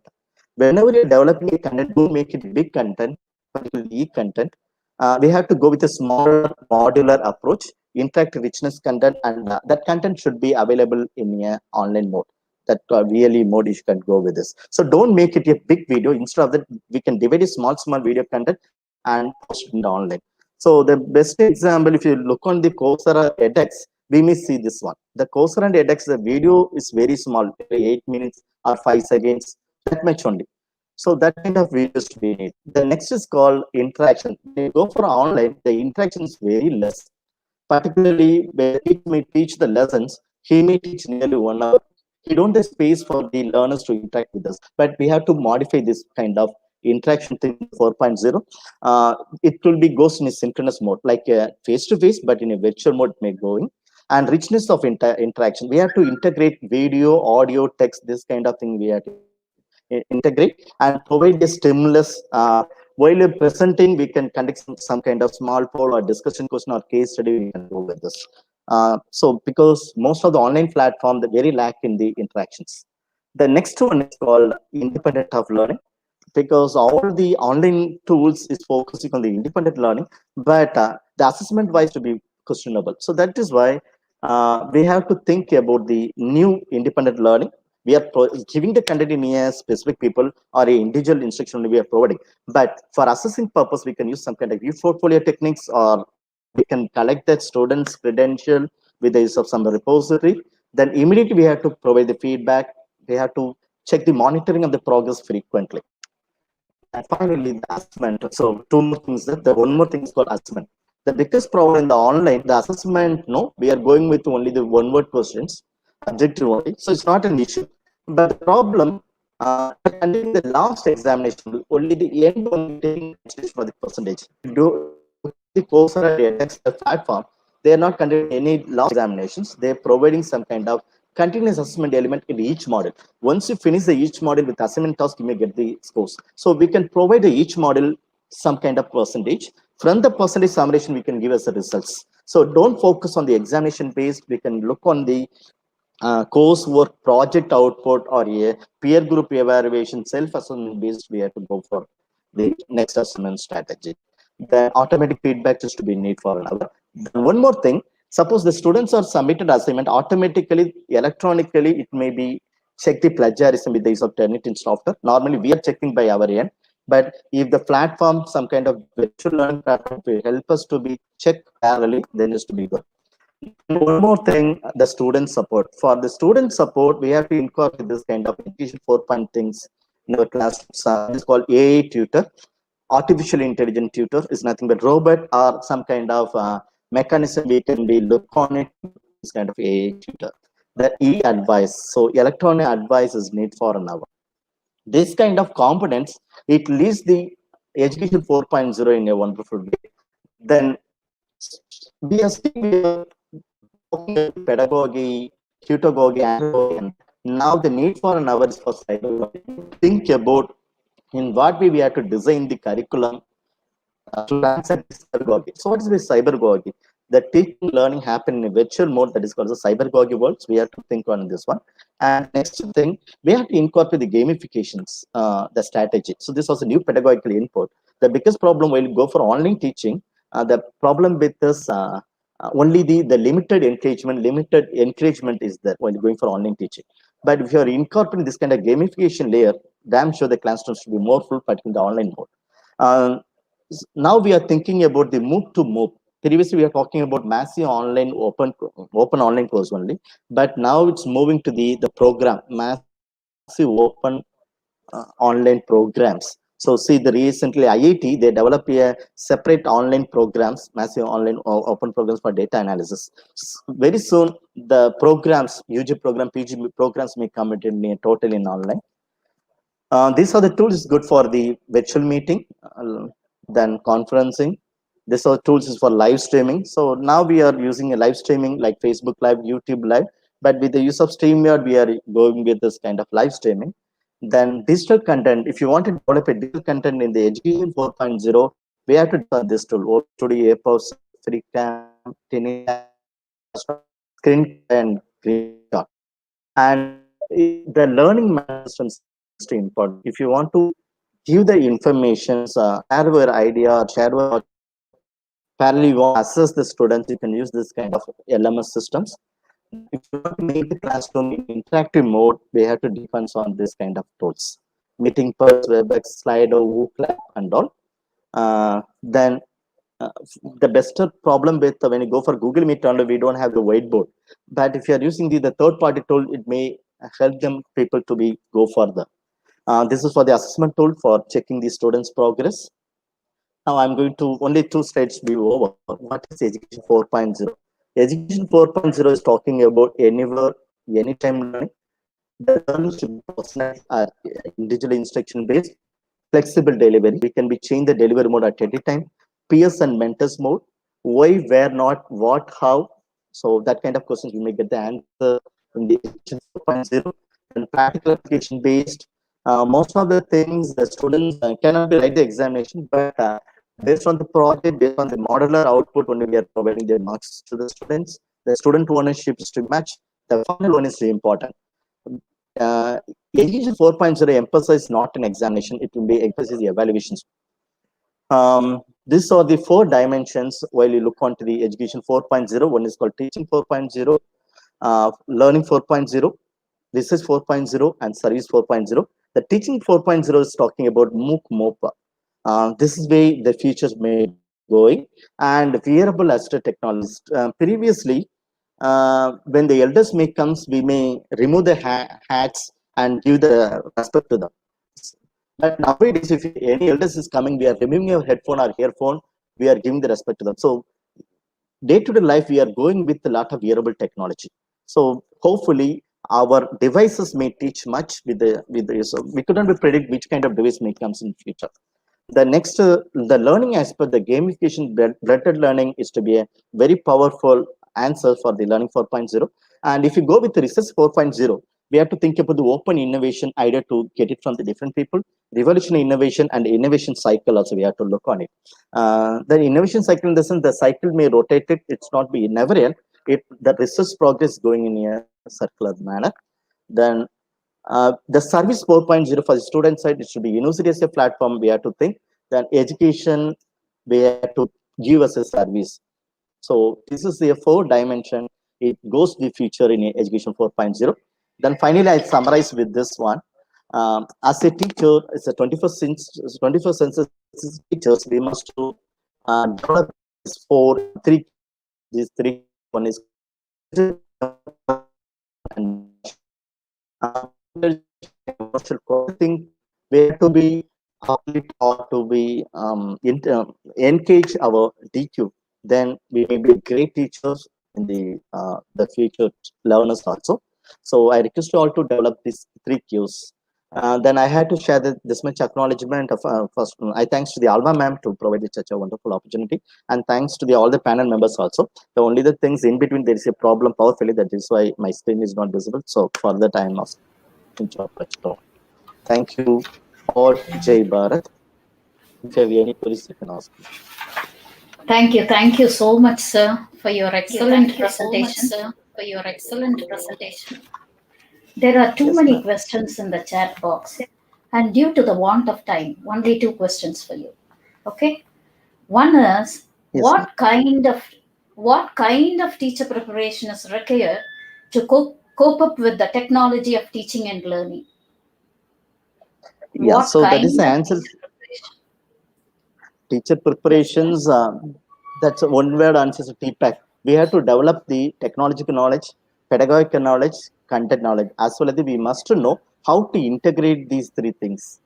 So based on the content, we have to select the better pedagogy. Based on the content and pedagogy, we have to select the proper technology. If you have this kind of knowledge aspects, if you develop, damn sure you may be great teachers. That things we have to develop. Please. One more question, sir. Next question. Is it possible to implement all these technologies in school or college classroom? Is it possible to implement? Actually, it is yeah. The answer is from the teacher side. So, if the teachers having the broad vision, We don't be depends on the institution or a government. So suppose I am the teacher, if I'm working in somewhere, if I have the guts, if I have the confidence to build the technology things, I can integrate the technology things to make others. We won't be depends on the others' attentions. Even if we don't have LCD projector, we have to think about how we can share our PowerPoint with others. So as a teacher, they have to think to different way, like a positive notes the teacher may take it. If the teacher having the positive sense, damn sure this kind of environmental background problem, it won't be arise. Everything we may control it, because I am using regularly in my classroom technology. I won't depends on the institution things. Okay. Oh, that is nice, sir. That is very nice. So you have some more questions. Maybe if time permits, we can ask you some more questions. That too from the chat box. Thank you. And I also get very good information from the chat box saying excellent presentation, very informative presentation, etc. So thank you so much, sir. Next, Thank I would you. like to call upon, thank you, sir. I would like to call upon Reverend Father Maria Lewis to give us insights on education for meaningful life. Father, you're welcome. Yes. Thank you, ma'am.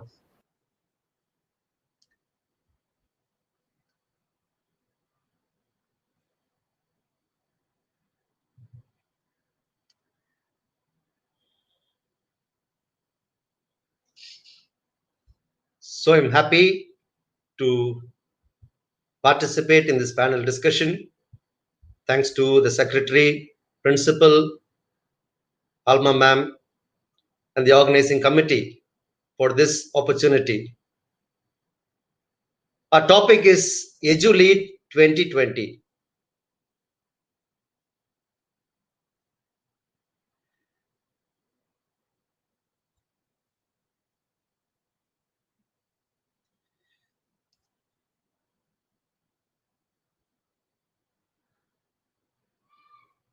So education for a meaningful life. That is a title I have taken. Meaningful learning is active, constructive, long-lasting, that which allows students to be fully engaged in the learning process. And therefore, any learning that is active, constructive, long-lasting, that which allows students to be fully engaged in the learning process becomes a meaningful learning. I'd like to differentiate between rote learning and meaningful learning. We know it. Rote learning is where learners are unable to relate new information to prior information. So they learn in a compartmentalized way. There is no connectivity. What they learn now, they don't connect it to the previous knowledge that they gained.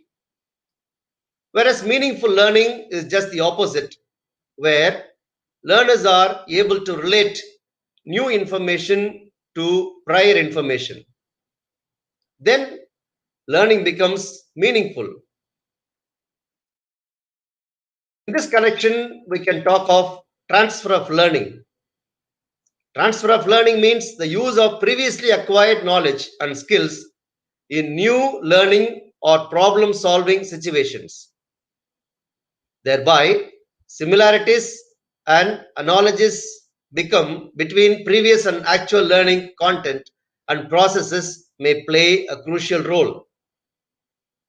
And therefore, when we learn something in one particular environment, we are able to transfer that knowledge to another environment or situation.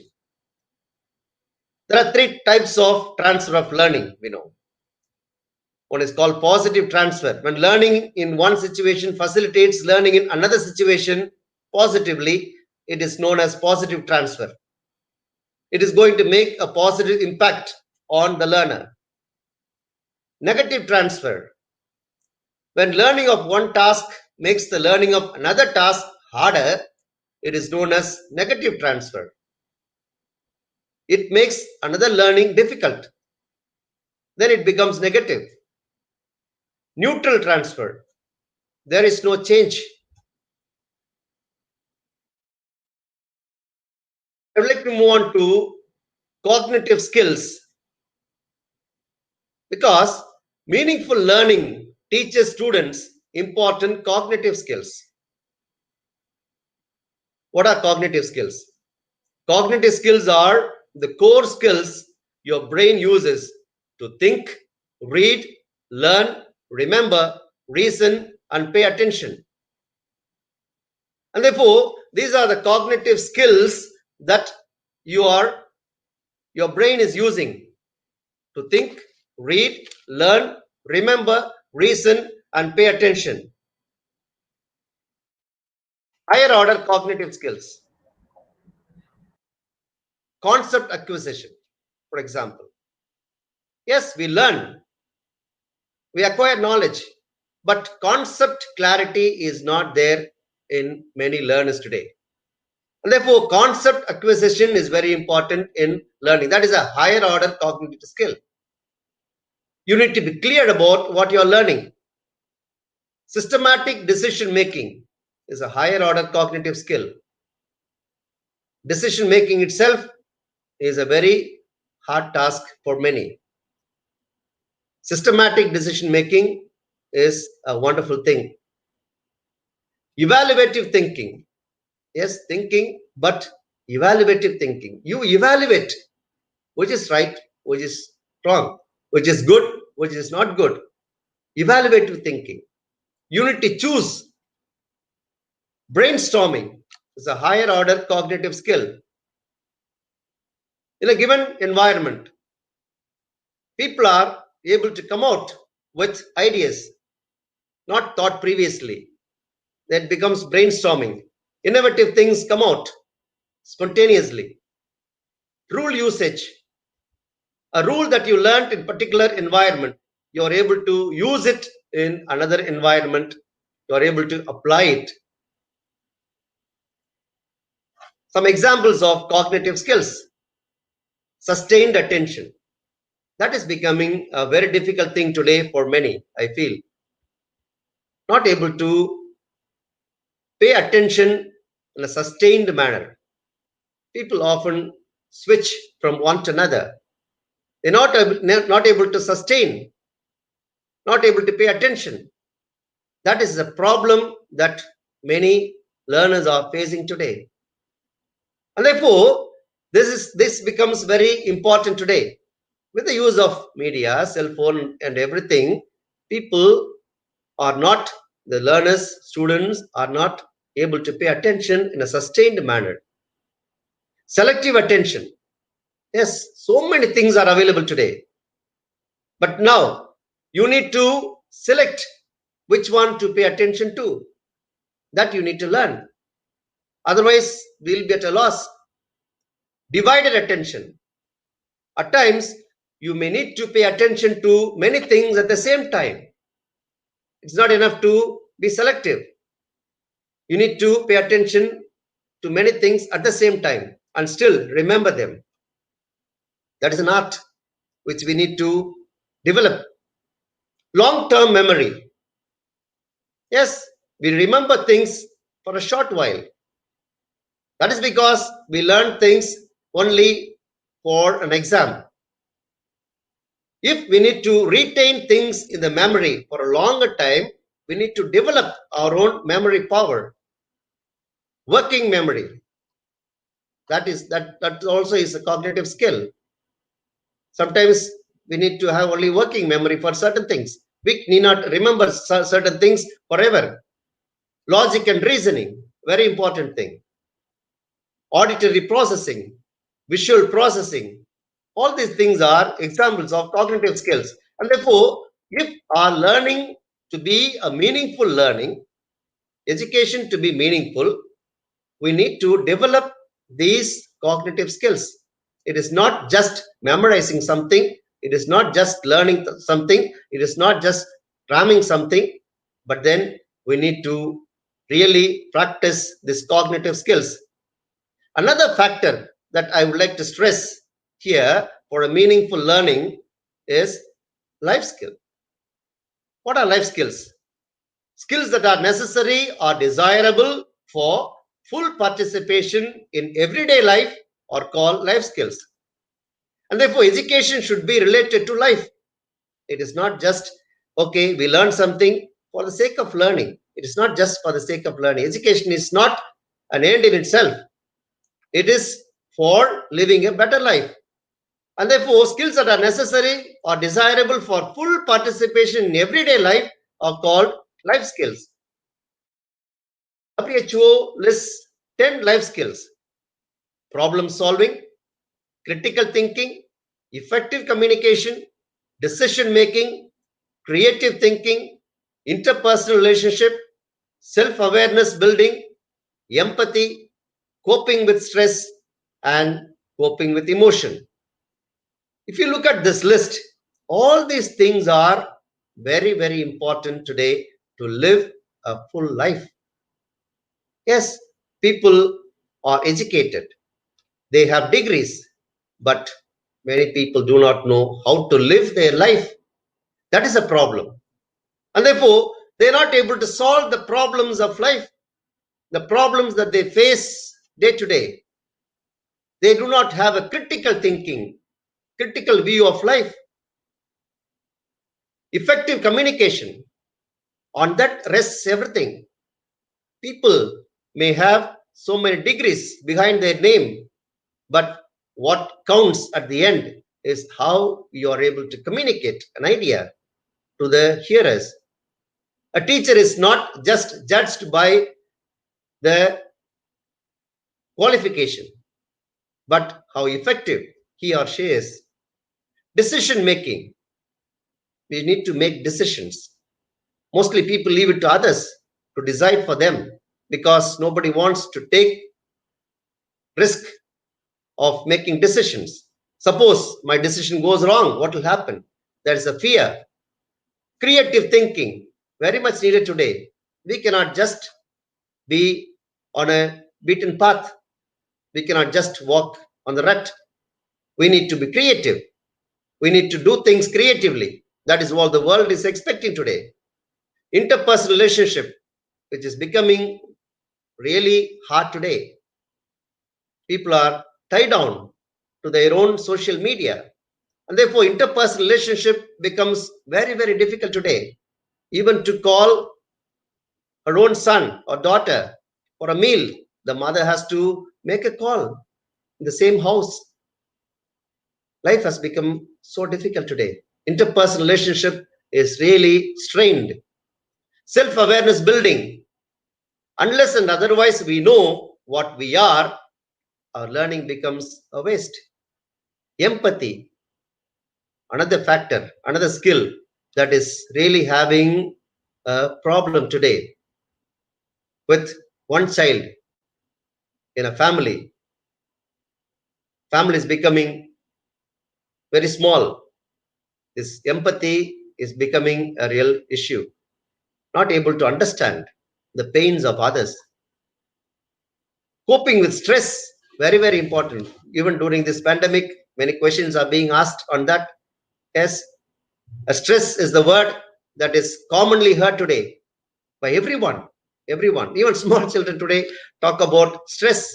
I am on stress. I am really stressed. That is what they say. It is everybody's problem today. And therefore, coping with stress becomes all the more important, especially during this pandemic when people are locked down in their own houses, not able to move out. That becomes a stress. And therefore, we need to give also a lesson to cope with stress. Coping with emotion, emotional quotient, we talk about emotional balance, all that is important. Otherwise, life becomes very difficult. So, some suggestions as how to develop life skills. To develop self-confidence is one thing.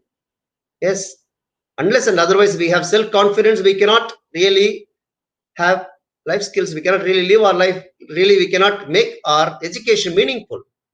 Ability to self-motivation. We cannot always expect others to motivate us. We need to motivate ourselves. Yes, I can. I must tell myself, I can do this. I can perform. I can become someone great. Willingness to take risks. As I said, people are not making decisions because nobody wants to take risks. So willingness to take risks, ability to assess the consequences of our own decisions. When I make decisions, I should be able to bear also the consequences of it. We should be ready for that. Willingness and ability to advance new solutions, being creative, being different, being novel, all that is important. In this connection, we need to also have value-based education. Inculcation of values, very important. And therefore, 2020, we are in 2020 and we are moving ahead. We need to have value-based education. Again and again being stressed because the society is becoming valueless. There is a value crisis in society, so to say. Values are standards or ideals with which we evaluate actions, people, things, or situations. Therefore, education plays an important role in the building up of values and attitudes to enable the active participation in life. In this connection, there is a need of value education because the present society is in a value crisis. Values are not born in nature, they are acquired and inculcated. There are different types of values. Personal values we need to acquire for our own personal living. Family values that we need to imbibe to live a family life. Professional values where we work, related to our profession.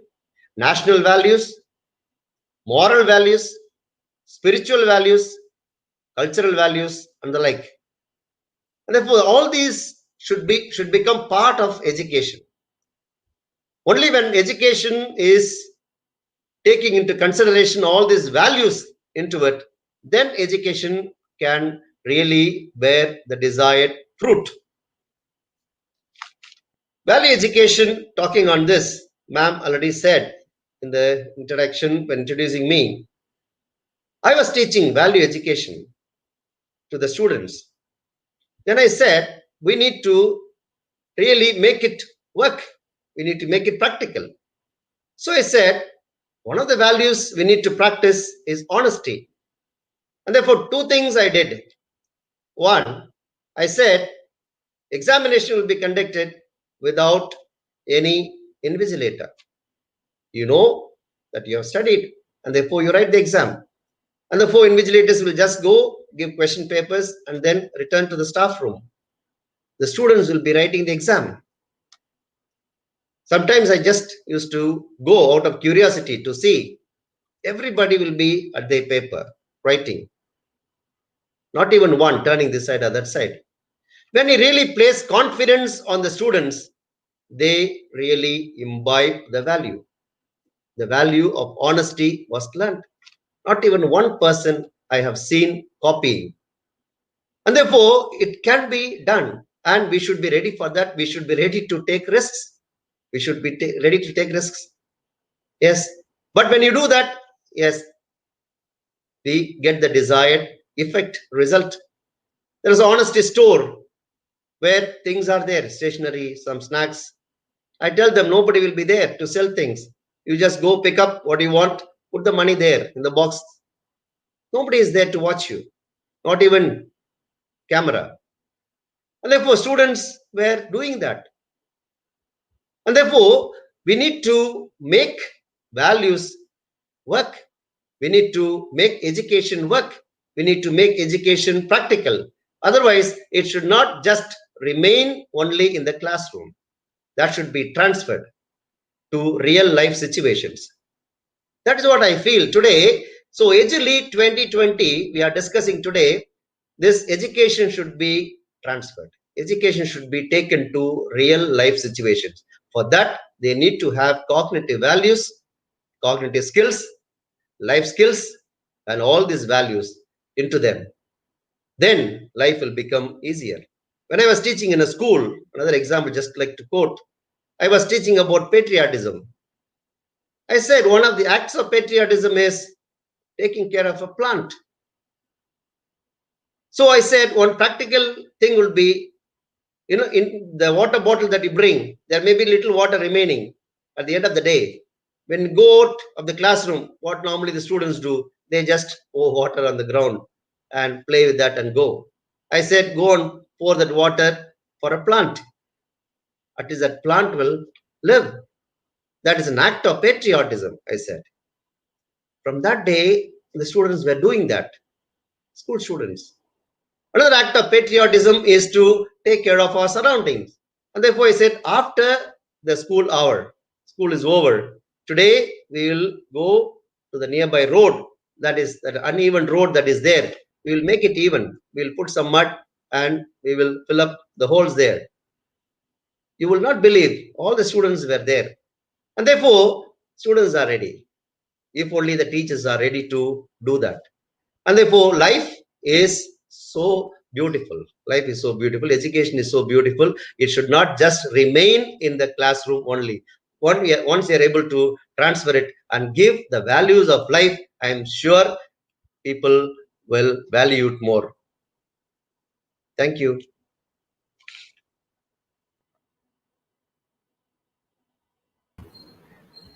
Father, that was an excellent presentation, Father. We have got so many informations from you. Due to the time factor, I have one question for you. That is, every moment the world is changing, right? We have to face the changes that is there. How a teacher has to face the changes, and how are we going to balance between skills, knowledge, and character? Can you give some suggestions? Yeah. So, skills, knowledge, and character. Yes. All this should become part of the teacher, first of all. So, teacher is not just a person who gives knowledge only. And most of the time, many of the teachers think that actually. Our aim is to give knowledge.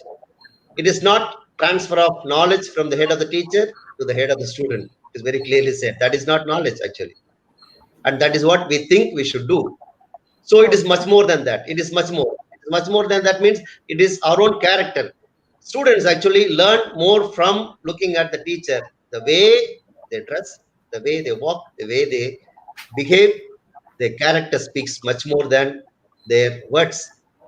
And therefore, life speaks louder than words. And for every teacher, if only they're able to imbibe this and say, I am not a teacher only for teaching a particular subject. I am radiating my own self. I'm giving my own self. And that if that is clear, I think education will become very, very powerful instrument. Okay. Thank you, Father, for the very nice and beautiful answer. We will try to adapt. We will try to balance our knowledge, our skills, and our values.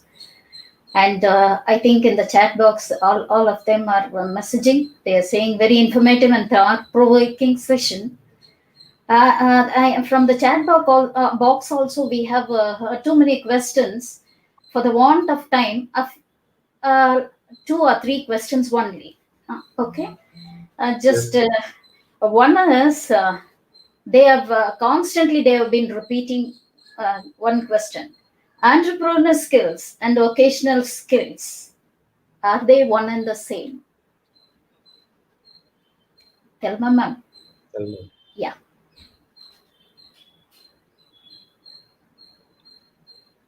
Thelma ma'am, kindly unmute. Thelma ma'am. Yes. Repeat, ma'am, your question. Entrepreneurial skills as well as the vocational skills, they are one and the same. That is their question. In my perception, not the same. Vocational stream you select and accordingly you go with that particular vocation which you prefer.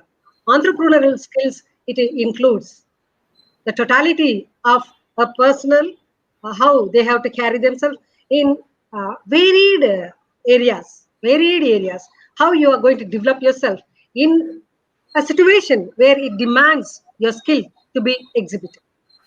Okay. Yes, ma'am. Okay. One more question from the audience side.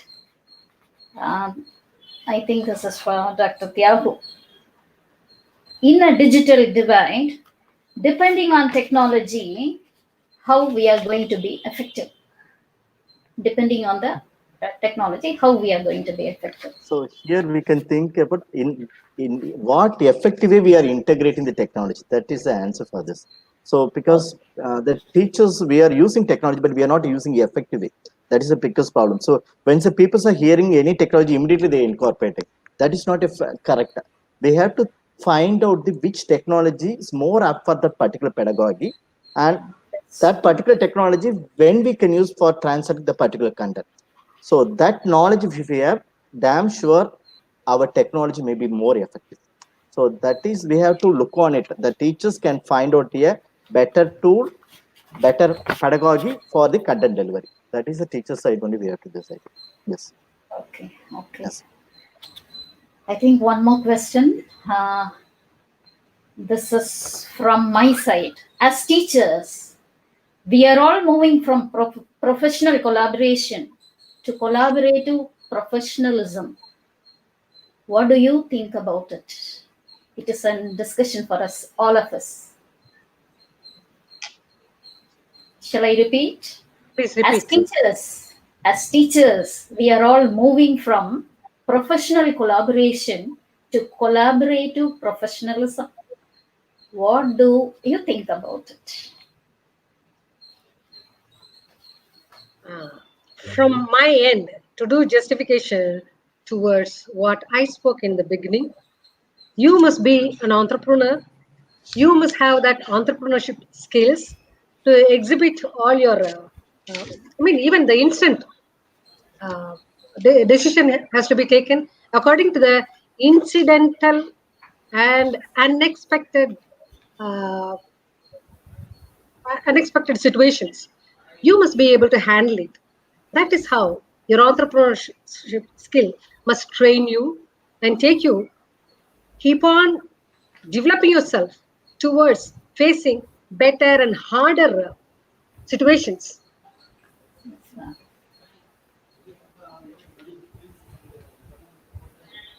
Yeah, I would, ma'am, Dr. Yeah. Anita. Yeah. Can I? Yes, ma'am. Yes, ma'am. Professional collaboration was something of the past, in the sense we were all stuck with just our field of specialization. And in case we wanted to expand our field, we had to reach out to someone else and try to make a connection. But today, nothing can be addressed individually because everything is highly interlinked. The very fact that we, browse from the internet itself is a collaborative professionalism, because everybody takes from the same source. And every subject today is not dealt with just by chalk and talk, or just using the board, a blackboard and the chalk. So we are using technology, we are using classroom, and we are moving into an interdisciplinary aspect of teaching. Every subject has become very interdisciplinary. If I take my own subject as geography, it's not just geography. Today I deal with the environment in such a high level. Technologically, I'm talking about GIS and remote sensing. Then I go on into fields like disaster management, which are so essential, for which for society I have to face it from that point. Just teaching plain geography will not. So we need to incorporate so much to make it as a subject for the masses, for addressing every situation at every part of a period of time. So we are moving in from professional collaboration earlier to collaborative professionalism, because as a professional, we have to collaborate in order to have, because every aspect of ours is coming from different areas. So collaborative professionalism has become, it's not a change. It is actually staying with us at present. And I'm sure this will stay for quite a long time to come. The collaborations may increase. That's all. Dr. Thiyagu and Dr. Rajendran, so do you have anything to say? Okay. It was an excellent presentation and excellent insights shared by you panelists. And now we have come to the end of the session. I would just give a little bit of it due to the want of timing. Okay. Be the change. I just want to summarize and share your ideas, a little bit of it only. Be the change you wish to see in the world, says Mahatma Gandhi.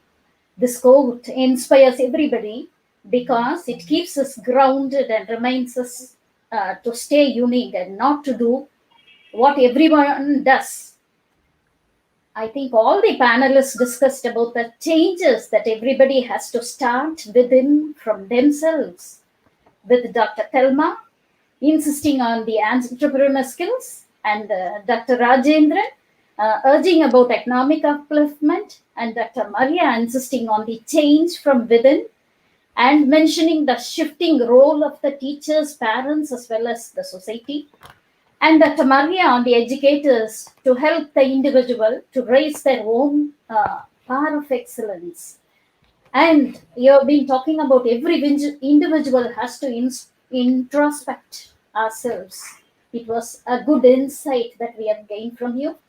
And education needs human touch. It is simply a superb insight for today's education.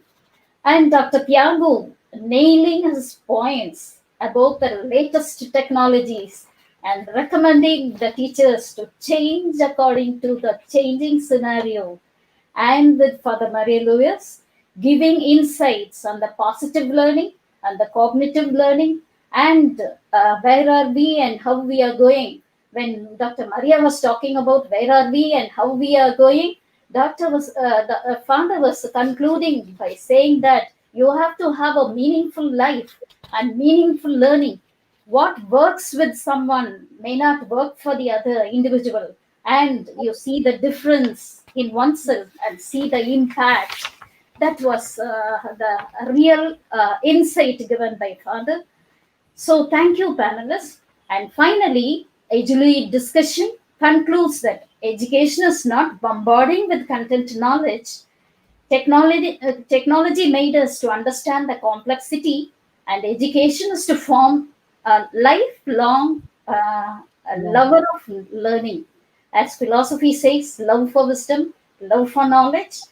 Here quotes Albert Einstein, once you stop learning, you start dying.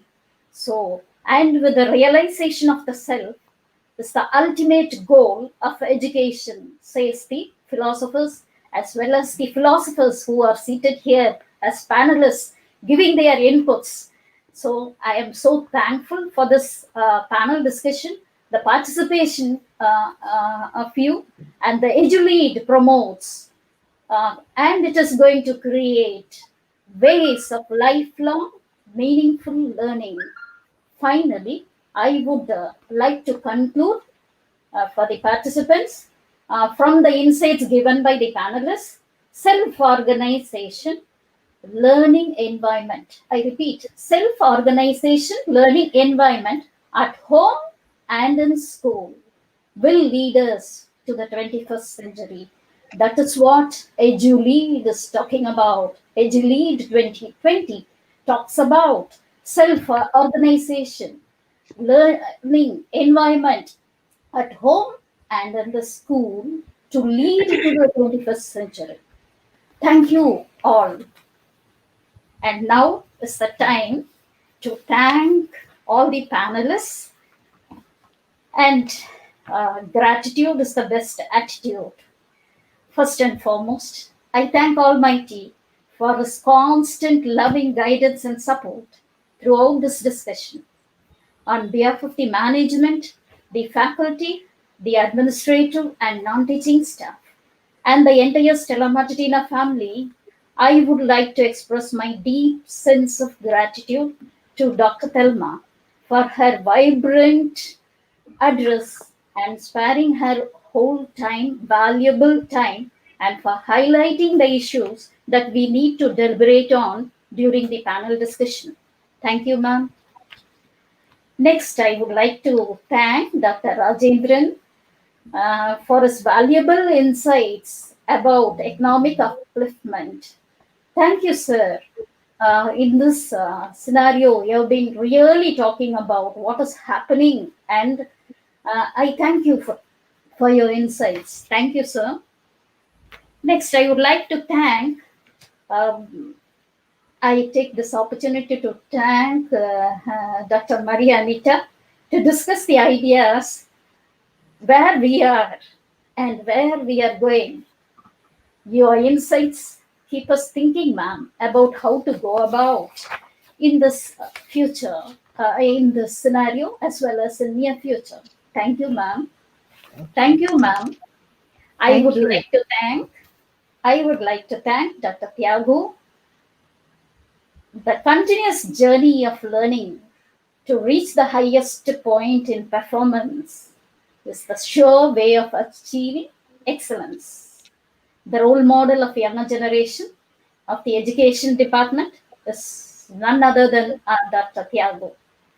So I would like to thank you, Dr. Thiyagu, for your excellent presentation. Thank you, Thank sir. you, ma'am. Thank you. And finally, I would like to thank Father for his commendable presentation, which you have been giving for us to think about the meaningful life and how we may have to lead in this present pandemic situation. So, Father, I would like to take this opportunity to thank you for your valuable inputs on education for meaningful life and meaningful living. Thank you, Father. Now, I would like to thank our management, Dr. Sister Pauline Mary, for giving us this opportunity to discuss on the views of education. So, thank you, Sister, for your permitting us to conduct a panel discussion. Thank you, Sister. I would like to thank our principal, Dr. Joseph Catherine, who is very flexible and she gives freedom to do whatever we want to do. Thank you, ma'am. I would like to thank our staff, my dear colleague, staff members who are really at the back of me, always encouraging, and the support they are being giving. I would like to thank them. Thank you, my dear friends.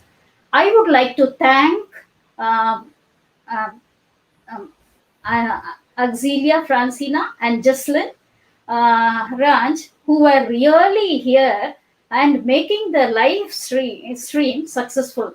Thank you, Auxilia, and thank you, Jocelyn Ranch. Without your support, we would not have live streamed this event. Thank you so much. Next, I would like to thank our PhD scholars, Sandana Lakshmi and Father Maria Lewis, Father John Lewis, for supporting behind us and making this event a successful one. Thank you once again. Thank you, one and all. Thank you. Thank you. And finally, for the participants, without you participants, the panel discussion would not be a successful one. I would like to thank all the participants for patient listening with us. And we have sent the feedback form for you. You can fill the form, and especially since this is in live streaming YouTube, whoever wants certificate can fill the feedback form and send to us. Certificates will be sent to you. Thank you so much. Thank you so much. Hats off to all panel members. Thank you. Just a word of thanks on behalf of all of us.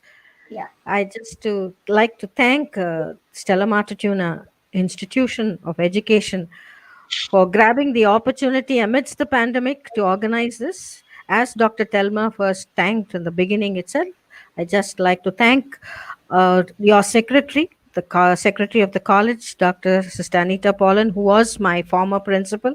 A special thanks to her, to the principal, and to the organizing secretary and the team who are working behind the stage to help bring about this panel discussion, and for also including me as part of this, giving me a part of this podium. Thank you. I enjoyed the talks from all the other panelists. Father's was very encouraging, and I liked the way he had been using this in his school. And all the other panelists also, Dr. Thelma, Dr. Rajendran, Dr. Thiyagu, And above all, Dr. Alma, thanks a lot. We Thank you. enjoyed it. Thank you, ma'am. Thank Thank you, ma'am. Thank you. Shall I officially close Anything?